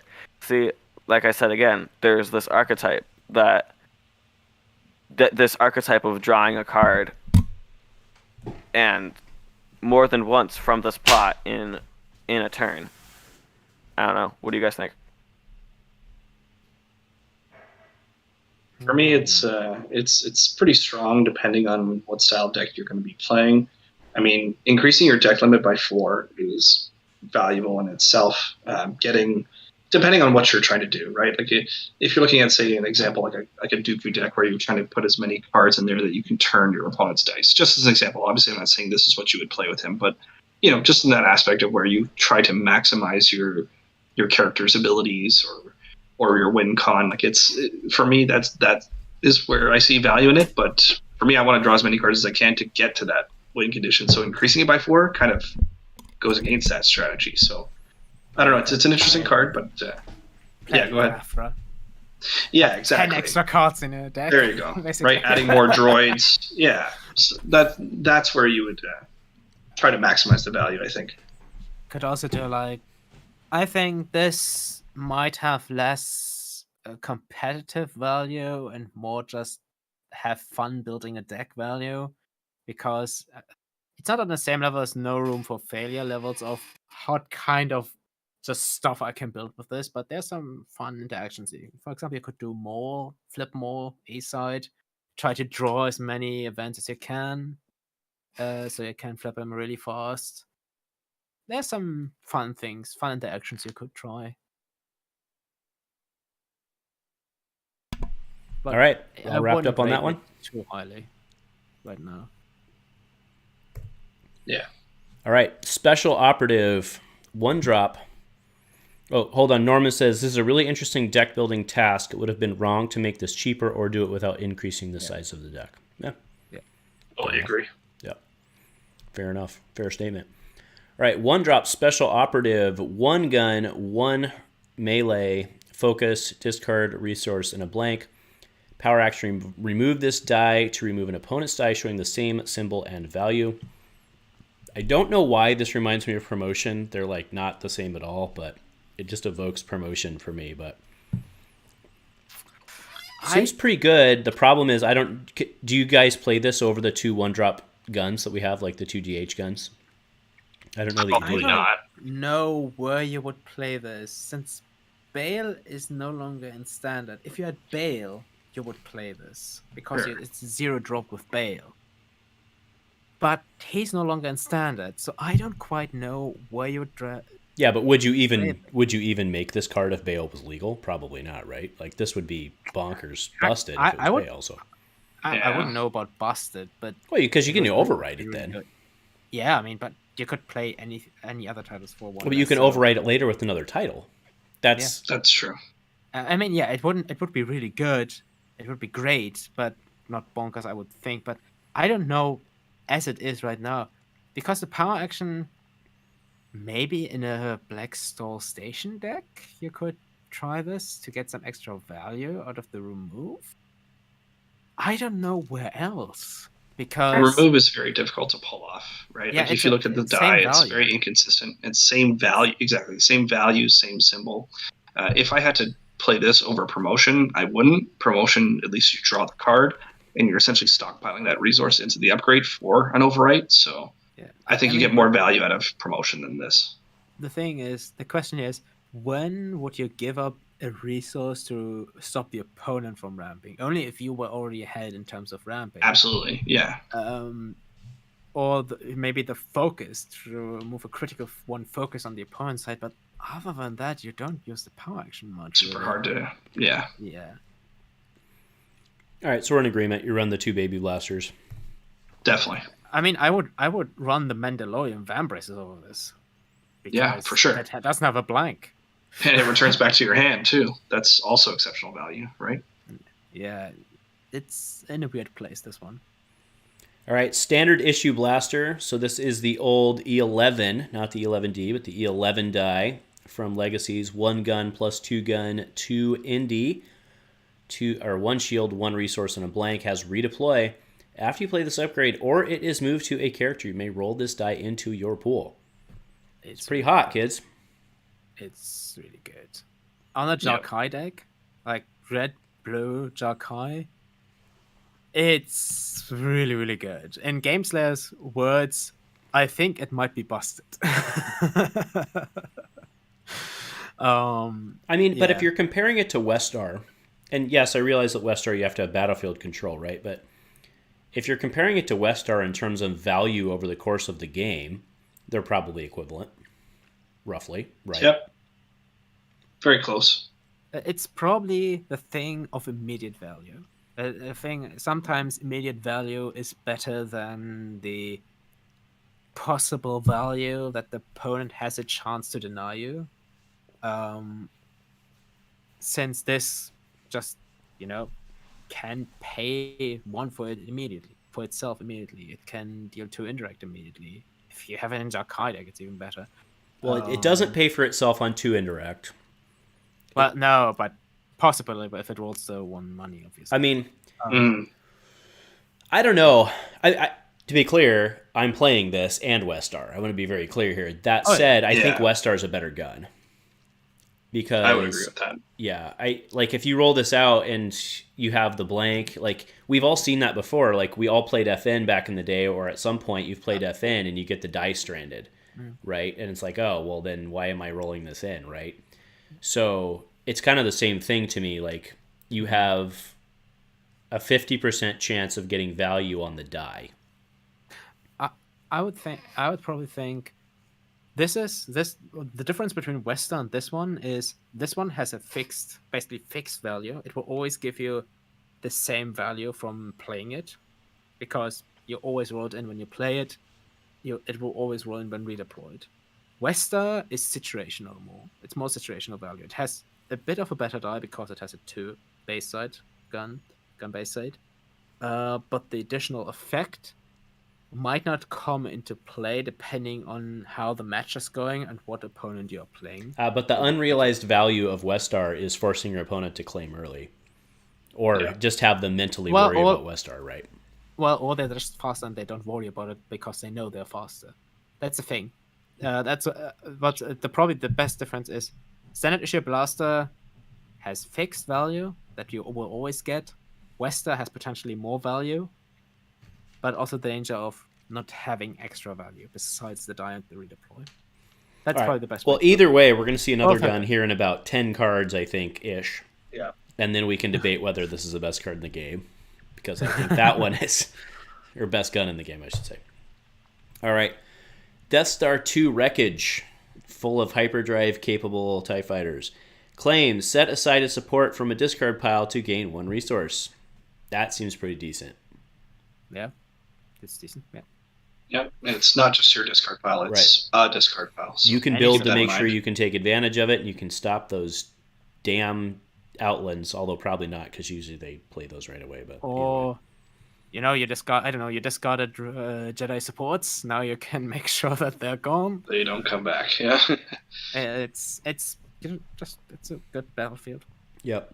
I like this one. Side note: somebody out there in the ether needs to do something about the outland ties. Those are going to be a problem for a long time. I just don't know what deck this battlefield slots into. Like, what deck do you go? Mill? If you play Mill, if you don't have an obvious other battlefield choice that you will definitely take, this would be good for Mill. You have Lothal, right? And you have Dune C. It's low fall. Dune C would be possible if you play yellow. That would be if you have play yellow with you. Right. Then you play Dune C. if you play mono red, you might take Lothal or this, because I think might be this rather than Lothal, simply because in this meta there's probably going to be a lot of things that want to play stuff from the discard. We've seen Rey, we've seen Yoda, so you might be thinking of, oh, I really want to get some really important cards that I put into the discard out of there again. That is why I think actually Extract, which is on the reprint list, will see some play in this meta, because there's a lot of decks that want to play stuff from the discard that you don't want to see again. So this might be an option there. Overall, I think it's a decent choice. It's also a decent choice if you want to pick a battlefield, if you're red, and you want to pick a battlefield that it has not enormous impact, because you might not play supports yourself. It's true. And if you get the battlefield, you can potentially do stuff. All right, Boba Fett. Finally, I got my big Boba. He's 22, 29. You can power action to roll his own die in. Oh, wait, no, that's not Boba. All right, Boba Fett, Daimyo of Tatooine. He's older. I did not realize that Tatooine was, in touch with its, Asian roots, but fair enough. So, Eastern Asian roots. Anyway, he's the Daimyo of Tatooine. He has 1 gun, 2 gun, 2 melee, 2 shield, resource, and a blank. Pretty decent die. 14-16, character leader. Bounty hunter, no more, kids. You may include up to 4 yellow villain cards and 4 yellow hero cards. After you play a yellow card, place 1 resource on this character. PA, once per turn, remove 2 resources from this character to roll 1 of his character dice into your pool. Yep. Pretty good. Thoughts? Clooney, what do you think, man? Just a 1 gun on a 16-point character. I don't know. I mean, I keep getting told, oh, it's because he's got 3 dice. He's a 60-point character with technically 3 dice, and I always like, oh yeah, okay, so Boba Fett has got mostly good sides besides that 1 gun for a 16-point character. I don't know. I just don't like this character in general. It's not anything. I don't know. It's not my play style. It's just not how I like to play, and I just don't like how I just said, I don't like there's a 1 gun on Boba. Like there's no way you can convince me to like Boba unless there's like a really great partner for him. I just don't really like the character. No room for failure until 11 blue. That is how I played first. But suddenly it's really amazing because you have 2, 3, 3, 3, 2. Yeah, he becomes, and there's 3 of them, so. Yeah, and because you can get yellow hero cards, you can get a gift for Tusken camps. Oh, so good. And actually, I didn't even need the gift. I just played them because I had that much money. You could just resolve his character die for 2, yeah. Or for just the 3 on the 2 sides. Yeah. I wouldn't sleep on this just because of that 1 gun side. Because yes, he gets 3 of his dice every round because it's not So you're playing him with Savage? I played him with Savage that time. Might do that with the Royal Guard now. Imperial Royal Guard, yeah. But you can also flip Savage pretty easily with this because you can make a lot of money. So, but yeah, this one, I wouldn't sleep on it because you might not want to play him completely neutral. But just the ability of getting some of the opposite affiliation in, depending on which one you play, is pretty good. And he has some inbuilt synergy with certain yellow cards, like Think on Your Feet. If you have a resource on him already, that's free mitigation. Yep. I wouldn't sleep on it. Yes, some people. I had some discussions with people like, you could just play Hondo for 1 point more, or Pre-Vizsla. There's an argument for Vizsla. For Hondo, not really, I think, because his Boba's dice are just better. Yeah. He might have 2 less health, but he's also pointless, and he gets some extra stuff. I wouldn't sleep on him. There's some. You have to remember, interesting compare him stuff to you can the do. CM Boba Fett too, right? Like, look at his dice for the same. What was it? 14-point cost for him. And their Yeah. dies are almost similar, Almost, except this Boba has a 2 shield side, which I think is much more useful, and the fact that you get a third one. And so, for 2 points more, I think it's good value for him. I think it makes sense. Yeah. All right. Fair enough. All right. This one has been spoiled. This was the first spoiler, I think, technically. Garsa Whip. But she's worth talking about because now we actually have the picture. So 1 discard, 2 discard for 1, shield, 2 shield, resource, and a blank, 9/12. That's aggressive, right? Yeah. Character Charm. Power action, remove 1 charm from a character to turn one of that character's character dice to any side. 10 health. 9/12. Yeah, pretty good. Yeah, very good. Yeah, she's pretty good. She is pretty good. I just don't know who and what to play her with besides a 3-wide deck with her. And I was like going through all the characters trying to figure out a character that doesn't play her. Oh, 1 die. And I don't even think there's any character that would go with her nicely at her being 2 die and this other character being 2 dice. No room for failure. I knew you were going to say that. I said it earlier. I mentioned that combo earlier. I was told that was a really, really good combo. And Ren? Yeah. Because he's the essence of basically a 3-die character. Yeah. Because you get the extra yeah. And you flip her to the 2 discard. 3 discard. Yeah. Yeah. 2 shields become 3 shields. It's bonkers. Besides that, as I mentioned, there's probably some kind of charm mill deck with Leia. Oh yeah, I assume she's got something out there with Leia. The points are weird, I agree, but there's got to be something there, right? Yeah. The only thing I can think of is Finger and Dan 1 die, Garsa 1 die, and Leia 1 die. Maybe. Because you can do that. Finger and Dan. Sorry.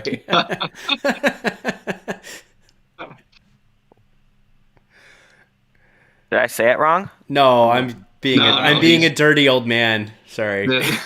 You're either a child or really old. Which is basically the same. Yeah. No, you did fine. I'm being a dirty old man. Yeah. Yeah, I'm really excited about her. She's really cool. So, is she dead? Did she die? Yes. She did? Oh. Yeah. She's super dead. I was actually surprised we didn't get like a battlefield with her bar or a location support with her bar. And some event that blows locations off. There you go. All right, cheap shot. Ambush. Resolve 1 of your dice showing a value 1 as if it were showing range damage. Uh-huh. Fair enough. If you play like a yellow-blue Jakai deck, this could be really nasty. Because it's any die that shows a value of 1. You know, you're all that 1 shield side, you just turn it into 2 ranged suddenly. And then you have the ambush action afterwards. You could spike someone pretty quickly with that, yeah. Yeah. So, could you... never mind. I was going to say, could you play cheap shot and use no room for failure and get the increase? But I realized you have to... Action. You have to action it, so yeah. Yeah, but this is pretty nice, and just getting either that sneaky 1 damage that you needed and then something else, or like, I think Jakai deck. Somewhere where you get an automatic increase on the die. Or... Ooh, Vibro, 1 discard. Turn it into range, suddenly it's 3 range damage. Yeah. That's really good. Tricks. There's some nice tricks you can do with this. To your point, Clooney, what you could do is you could use your ambush action to use the plot action if you wanted to do that, right? So just resolve 1 of your dice that you didn't need to, or you can't change, you can't reroll as 1 range, and then you can use your ambush to use the plot action on another die. Yeah. Good card for 0. Yeah. Nice. All right, Sabak. This card's cool. Sabak, force all players to reveal the top 3 cards of their deck. The players whose revealed card... Oh, that is correct. Okay, the players whose revealed cards totaled the highest combined cost without exceeding 7 gain 2 resources. If all players exceed 7, no players gain resources. Nicely done. Well-written card. It's not Pazak. I tell you what, you put the Englishman in charge of the set, and all of a sudden, like, the proper English comes out. I tell you what, I like it. This just seems like a really fun card. I don't see it being, it's a fun used. Yeah, it's not going to be used in any competitive decks, I would say, or maybe I'm wrong. Who knows? They might find a way to break it, but I think it's just all in good fun Destiny. It's a really thematic card. I would definitely enjoy putting this in a jank deck for sure. Yeah, this card's awesome. Yeah, can we bring back Cantina Brawl so I can Cantina Brawl after a Sabak? There we go. Right. Yeah. I think you either play this when you might play this in a deck where you know the top of your opponent's deck. Yeah. Or just for fun. All right, Tusken Camp. Is this the card of the set? This may be the card of the set. It has kids. to be one of them, yeah. Yeah, Tusken Camp, man. 2 indirect, disrupt, 2 disrupt, resource, plus resource and a blank for 3? That's garbage. Support location, play only if you spot a yellow character. Activate the support roll 2, set aside Tusken Raider dice into your pool. Then you may remove one of your character dice to gain a resource. This card, man, is awesome. And the Raider is not bad. And with no room for failure, that makes this card like insane. It makes this card really good. Yeah. Insane. And if you roll a blank on if you have a blank on any of your character dice, just remove it to gain the money. So good. It's so good. I mean, the Tusken Raider is a 1 ranged, 1 melee, 3 melee for 1 shield, 1 resource, blank. If you play this with no room of failure, that's 2/2, 4 for 1, 2/2. It's insane. Yeah. It is just for free. It's good. I would say just for free, it's good because you're unlikely to get maximum value out of the Tusken unless you have the focus and the money to pay for the 3 for 1. This will just shine in no room for failure decks. That is why you mostly play this with yellow. No room for failure. Because I think it'll shine in decks that don't even play no room for failure. It's just good on its own. Yeah. This card's good. Yeah. Palpatine loves it. See, because there's some supports I think that might be better, but if you play like Own, obviously, you have location tutoring and cost reduction, then yeah. Yeah, I mean, Palpatine special, bring it out for 1, and then you can then remove a character die for 1 resource, so it's effectively 0. Pretty awesome. Yes. Palpatine. He will definitely come back. He will definitely use this. With his Tusken camps. Man. Yep. That's the card. Uh-oh. What did it... It went away. Why did it go away? And keep in mind, too, Sabine loves the disrupt sides. I know why it went away. It went away because I pulled up that other card. The one that didn't show up before I changed the title on it. That's why. All right. Anyway, Gadurfi. Clooney, this is all you, man. I know this is your favorite card of the set. Totally my favorite card. I remember back when we used to play with the Gaffy stick, and we'd always run Gaffy sticks in our deck because wasn't the special deal 2 unblockable damage? Yeah. So it was actually, I think it was actually good play back then. Now when I saw this card, I thought 2 melee for 1 resource, trash. 2 plus trash. 2 plus trash. All of these sides are trash besides maybe I guess the special is good. And it doesn't even have regular redeploy. It just has, if it's on the yellow character, it has redeploy. So it makes you strictly want to play it only on a yellow character. You don't want to play this. It's even worse on a non-yellow character than it already is.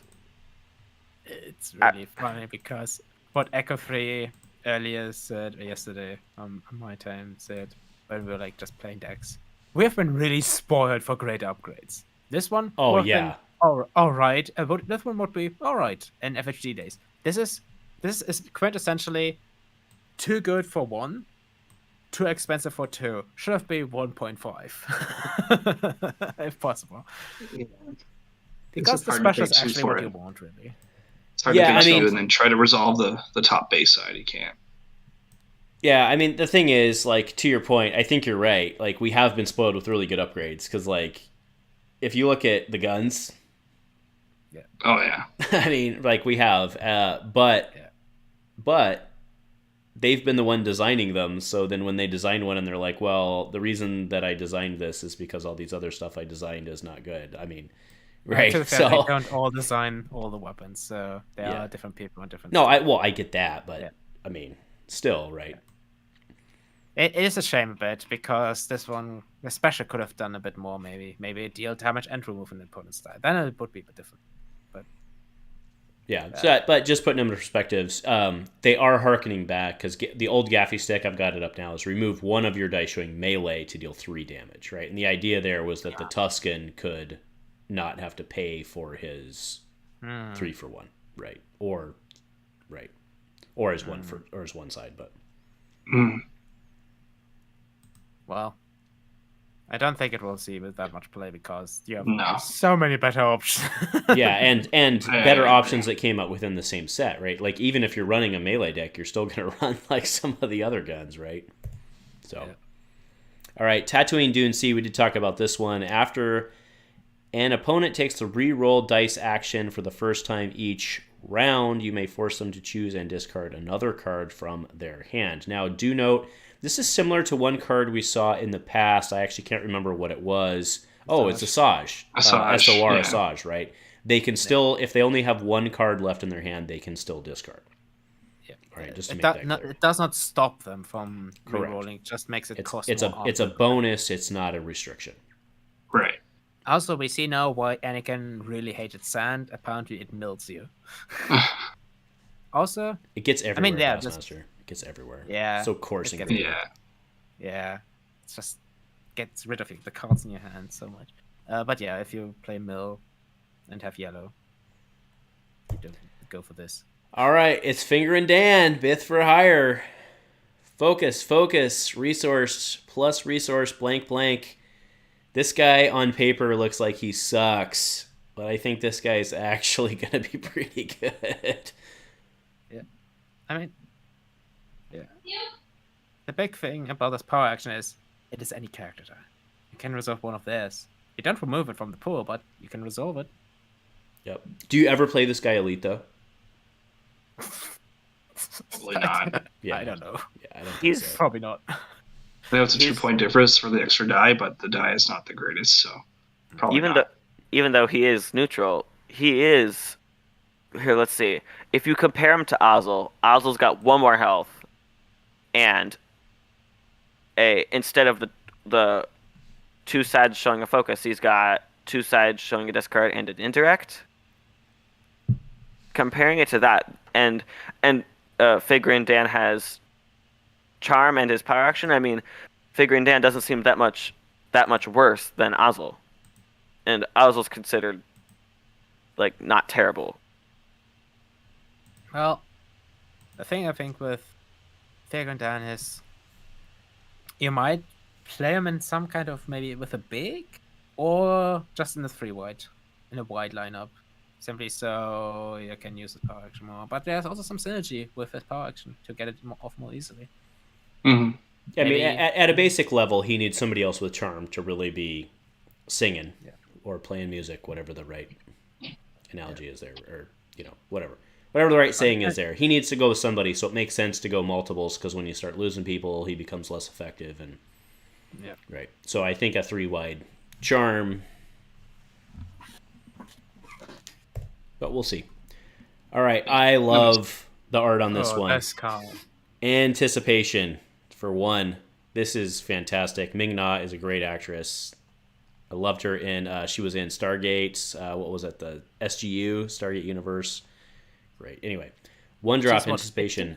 Spot a character that has 18 or more points to roll one of its character dice into your pool. Before this card is revealed or discarded from your hand by an opponent's effect, you may play this card for free. That's so good. So That's my so I mean, it's kind of uncharted territory there in terms of detect, but my assumption would be that if you detect this card, you can play it, and thus no card would be detected. That's logical to me. Yes.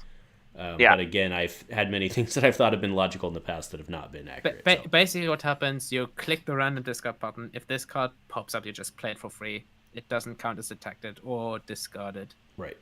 That's It speed play. is really good. I mean, it's auto includes for Rey and Chrysanthemum. Yeah, you do have to be a little smart how you play it though, right? Because like if your character's out, it doesn't do anything for obviously. you, right? I mean, obviously, but the good thing is, of course, you play it with those characters that have no blanks, and it's basically just if your opponent has any way of discarding your hand you play against mill, of course you wait, because it's the free reroll. And besides that, you just use it because I mean, on those big characters, it's just good value. You either get the 2 money side maybe, or 2 shields, or 3 damage. Just good. It's a great card. Yeah. Yeah, with Rey, it seems really strong. Yeah, I would actually say it's even better on Chrysanthemum. Yeah, because it was power action. Yeah. Rey has the focus side, which can be basically blank. And Chrysanthemum has the discard instead of focus. Yeah. So I agree Chrysanthemum's better, but they're both pretty damn good, right? So yeah, great card, beautiful card, nicely done, Sarah and team. Yeah. All right, another great looking card, by the way. Charm Offensive. This one's great. It's like a fundamental card for this set, right? Remove a charm token to remove a character die. Perfect. the irony, it's so ironic because in that scene it didn't work. No, I know. You're right. She's like, "Hey, I'll pay off your bar tab if you don't dismember this poor Trandoshan." It didn't work. Actually, new ability for Chrysanthemum. He can't be charmed. That actually should be like an upgrade that might come in the future. This character can't be charmed. Very possible. All right. Next is Dank Farrik. Ferric. Dank Farrik. He's a stinky Farrik, I guess. I don't know. It's a curse word in Star Wars. Oh, is it? Yeah. Oh, see? No, you haven't heard Cara Dune and The Mandalorian use it in The Mandalorian show? I do, but I don't pay attention to these things. I'm too old, man. I don't remember it either. So. All right. Play only if an opponent removed 1 or more of your dice during their last turn this round. Roll all dice. Reroll all dice, and then renew 0. Nah. I mean, you get it twice, right? Might play it. Reroll all dice, though. Goes back to that cast I made a while back. It's like, what kind of player are you? You're the player who liked Sound the Alarm or the player who hated Sound the Alarm. There you go. I'd like it. Is finding space in your deck. What's that, Clooney? I like it. It's just I don't like the play only if the opponent removed 1 or more of your dice during the last round. I don't like that. I want to play it when they got their damage and stuff out, and I don't want to play it on. I don't want to play it waiting for the opponent to remove 1 of my dice. Is what I'm trying to say. Are you sure? I don't know if you want to reroll all dice. That's the other... It's the same dilemma as Ichita, where you have to have this awkward moment where you have to have dice yourself out that the opponent then removes, and the opponent has to have dice out that you want to remove. It's a very awkward moment, probably won't see play because nobody will have deck space for it. Just for some awkward soft mitigation. All right, we're closing in. All right, it's harvest time, kids. So 1 drop for harvest, spot a location to claim the battlefield, even if an opponent has claimed it this round. Then gain 2 resources. So spot a location to gain a resource, basically. And then claim the battlefield. It's pretty good. So it's a one cost that gives you a resource, lets you claim the battlefield, so you get the first turn the next round, and you get the ability on the battlefield. Unless For it's a- only a Yeah. power action. That already has. Well, yeah. Less it's a claim ability, right? Yeah. Right. So immediately I think of Jabba's Palace. Like that's on the reprint list. It came back. So Yeah. right, like harvest, spot the location. Right. You pay the one, but then you claim the battlefield, get the resource right back immediately, and then gain 2 more. Yeah, that seems pretty good. Benthic. Yeah. They claim for Benthic some as reason. You just take it back. and gain 2 money. Yeah. Although you seems, You have to have a location. of course, yes. Yeah. Like Probably a Tuscan Crate camp that everybody's going to be like playing. a Tuscan Yeah. Seems viable. Yeah. Yeah, either Crate Dragon Bones or Tuscan Camp. There's one more location coming up soon that makes sense too. Yep. All right, Mad About Me. Ambush. Spot a musician to place 1 charm token on a character. What do we have? Do we have 2 musicians? Sly Snoodles. Cy Snoodles and Finger and Dan. Snoodles, Figure and Dan, and Figure and Dan's band. Oh, Oh, true. yeah, That's those true. are That's four. true. Yeah, that's 3, true. 3, Not yeah. just characters. Good call. Yep. Ambush. Spot a musician. Place 1 charm on a character. I don't know that this is worth 1. I mean, it does have ambush, to be fair. But You think it's worth 0, or you think it's worth 2? no, I think it's worth a half. I think that's the problem. But I think I like that they made it 1 because I think it's playing it conservative, right? So Yeah, it's fair. The ambush is only really important, I think. Well, it's most important with figuring because you can then immediately power action resolve that die. right. It could be an opponent's die with damage or whatever. Maybe it protects you, maybe it does something else. Or for size noodles to roll in a die on your own Yep. side immediately. Yeah, I mean it's all about the people who need the 2 charm, and then Leia needs it, but she's not a musician, so So you would play Leia with a musician, immediately use her power action. yeah. Well, I don't know with Leia. Like, I think Leia, you probably don't need this because if you're playing her with somebody else with charm, like it's not like Leia needs to like surprise them to get something off the top of their deck. You know what I mean? Well, it's right? probably for the speed because you can activate Leia and then immediately hit this. And But use I her don't power think you want to pay the money. I think you're mitigating. Is what I'm saying, right? With Leia, Right. Like, It's more so for mitigation. Right. Yeah, for sure. Yeah. all right, solitary. This is a throwback. All right, 1, play only if you have exactly 1 character in play. Remove an opponent's die. Then, if you control the character with the least remaining health, you may remove a die not showing damage. I like it. It's very big. versatile, and especially with Rey, and it's remove an opponent's die. No, so you have to have a 1 character big, but remove an opponent's die. No restrictions on that. So you just remove 1 of their dice, and then obviously you get the if she has the release remaining health, which most of the time you're probably not going to have release remaining health, but this is still Right. a 1 die removal with no restrictions on it. Well, there is the restriction of not showing damage. That is important. You have 1 character in play, but makes sense. Well, yeah. Well, but I mean, it's an to your awesome- point, it's effectively another Fury, right? In a single character Yes. deck, it's a Fury, right? Yeah. But the Fury with the possibility of having more Being value. cheap. Right. if Yeah. you're I mean, this is behind like if you had to choose between this and Fury, you're gonna play this, You take this one. right? It's a So, catch-up card. yeah. Because of the chance, yeah. Early is the Fury. Later on, it can be a catch-up card, simply so you can maybe get catch up to the opponent. Yep. Solid. Yep, really good. All right, Crate Dragon Bones. Obviously, when we did the spoiler review, we called out the throwback to the old Decipher card. But action exhausts the support to reveal a random card in an opponent's hand. If it's a 0, turn a die. 1, discard the top card. 2, gain a resource. And 3, remove a die. I don't see this being played outside of Mill. And Callus. Alice, yeah. Oh, fair. That's fair. Another indirect. That's 4 indirect. Callus, actually, I would say this is just a decent support if you just need some versatility. Because most of the effects are just good in any deck for any deck. Yes, it's if you don't care about being slowed down a bit. That is the one thing. Yeah, except you're gonna hit 1 a lot.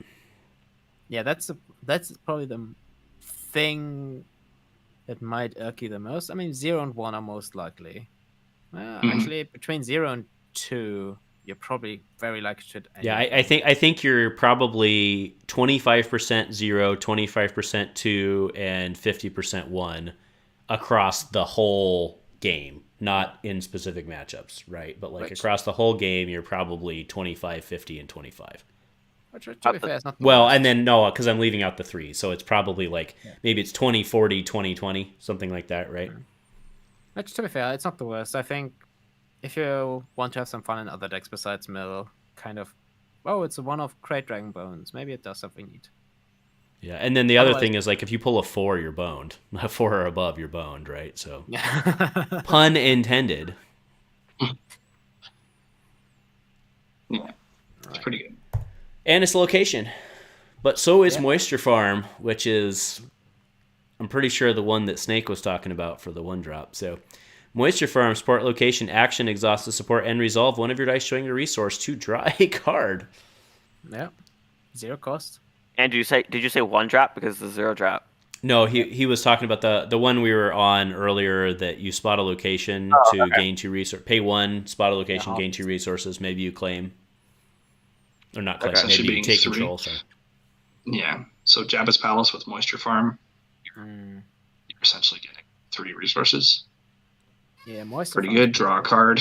Yeah, Moisture But Farm's okay, really you're not getting resource from the Moisture Farm. Well, correct. It's more so just the location spotting. Yeah. Yeah. But yeah, just to exhaust the support and resolve one of your dice showing a resource to draw a card, phenomenal. Afra, we had that. Well, again. no one resolves resources in the meta today, right? So Absolutely not. Why would you do that? Yeah. all right, Again, here it how did is. you get to that win cons? The modal nodes. We knew it was coming. Here it is. So for a 3-drop, that's expensive. Focus, 2 shield, money, 2 money, 3 money for 1, and a blank. Well, I don't know about that. Sport musician, charm, power action, spot, Finger and Dan to turn one of your dice to a side showing a resource. Gee, I wonder which one I'm gonna flip. They're essentially both 2 resource sides, but yeah. Yeah. If you told me that I could get a 3-drop with two resource sides, that's a serious support. And with charm. Yeah, And it's with basically- charm. What was the upgrade? The die where you had to pay Chance one cube. Chance cube, yeah. Yeah, this basically a chance cube with the charm and Without paying for it every time. Yeah. Well, you have to pay for it first. Yes, paying it up front, but at least you don't have to worry about paying for it every time you roll it in. Yeah. And you get the charm and the power action if you have figure-in. Yeah, super good. If you try to run Leia as a support character and you don't run her, you don't run her with another charm character, you run 2 of this, because if you get it like round 1 or round 2, like I said earlier, you get her PA you get her PA every single round because you get the charm from her and the charm from this. Yeah. And the die from this is not bad at all. I mean, the worst Super side good. is the worst side is the 1 focus. Again. But Yeah. it's pretty neat. All right, here it is. The IB-94 blaster pistol. 2-drop, 1 gun, 2 gun, plus 2 gun, shield, resource, and a blank. Ambush. Exhaust this upgrade to give attached character 1 shield. No redeploy. Andrew, Every turn. Well, So yeah, good. you don't need it with this one. this is wrong. It's a resource, not a shield resource. No, it's shield resource. That's Wait. the resource was wrong. What? It should be shield resource. that was too good. I That was downloaded too this. good. I downloaded this today, so I Yeah. think this one's right. Yeah, The if it was DB 2 is- resource the DB is the right sides, one. yeah, it's, Yeah. I was informed earlier when we tried out some decks that the resource was a wrong one. That was an old one. Yeah, you're not wrong, because when it was first spoiled, I equated it to the hidden blaster, which was 1 plus 2 plus 2 disrupt. So it was basically like the complete opposite, better scheme in every way. But the resource was too good. So Yeah, way too good. So, the finalized version. This of the goes on Black Kurstan 100% shield. because This goes in many decks. well, I mean, this yeah, goes, like, obviously, but every like deck. Black Kirsten, like when you think about building him, you're thinking like putting like all the good yellow stuff on him, but you still want to put this on him. Yeah. And by the It's way, just by the all good value. stuff, by all good yellow stuff, I mean like all of its melee, like Pitar, Vibro, all that stuff, right? Like this still goes on him because it's 1 health a round. This card's phenomenal, dude. Yeah, if you get it round 1, maybe with this power action money, it's really good. That's the shield it gives every round. Yeah. It's essentially a gun with a hunker down. Yep. Without having to discard it. That you never lose when you get hit in the face. Yep. Yeah. Yeah. And the good thing don't about forget to Cassandra- exhaust it for the shield. Do not Yeah. forget to do that action. Oh, I'll do that like 400 times. With Meta. That's And fine. the good thing with Chrysanthemum is he only cares about damage dealt. He does not have to take the damage actually. So the shields actually are really good on Chrysanthemum. Yeah. So yeah, it's a really good gun. Yeah, I mean, I don't know if there's much more to say about this. It's been out for a while, but this card is really good. Any gun Yeah. deck should carry. Really good. All right, here we have the Substrata from Glavis. This is the Halo Ring. Power action, reroll an opponent's character die. Reroll one of your character dice, then deal 1 damage to the character whose die just rolled the lowest value. It's Remind you of Fighting any- Pit Light. What'd you say? It's Fighting Pit Light. Yep. It's also like that Green Piggy. What's his name? The Gamorrean fighter. Gamorrean, yeah. Yeah, it's similar to him, but this is a battlefield and is less has you don't get the resource from it. I mean, it's basically it's basically Fighting Pit, but with less damage. Probably a good idea because Fighting Pit was when it was in the meta could be very, very annoying just by the amount of damage it was Fighting able to Pit do. with Vader was a problem, and Mm. doing I guess fighting This doing this it might with, be a problem with Chrysanthemum or with Rey as well, right? Exactly. Same idea. Exactly. Or Yep. or Saw. Wasn't Actually, Saw with many kind of characters. Yeah, but annoying? Saw, you have to take the damage to roll his die, right? Well, yeah. It's good. It's a good way to bring that kind of effect back, but in a more tempered, mode. I mean, the thing is, you don't actually. I don't know that we're being fair because Fighting Pit dealt damage to each, right? Yeah, this isn't Teach. Yeah. So this actually might be better in many circumstances. Actually, not might, is almost certainly better. Actually, now that I'm thinking about this more. Nowadays, probably because a lot more characters have bigger sides and are cheaper. Yeah. And if your character doesn't have blanks and the minimum side is a 2, it's And you Pretty choose likely in you're case gonna- of a tie. right. So your bigs basically, well, Dealing a damage. almost never do. Yeah. And it's a reroll.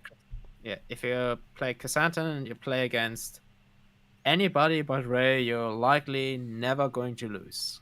Yeah, actually, I did not come in thinking this card's actually better than Fighting Pit.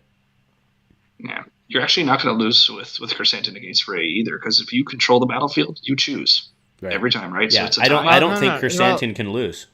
Is there Yeah, anybody out there with yeah. 4s?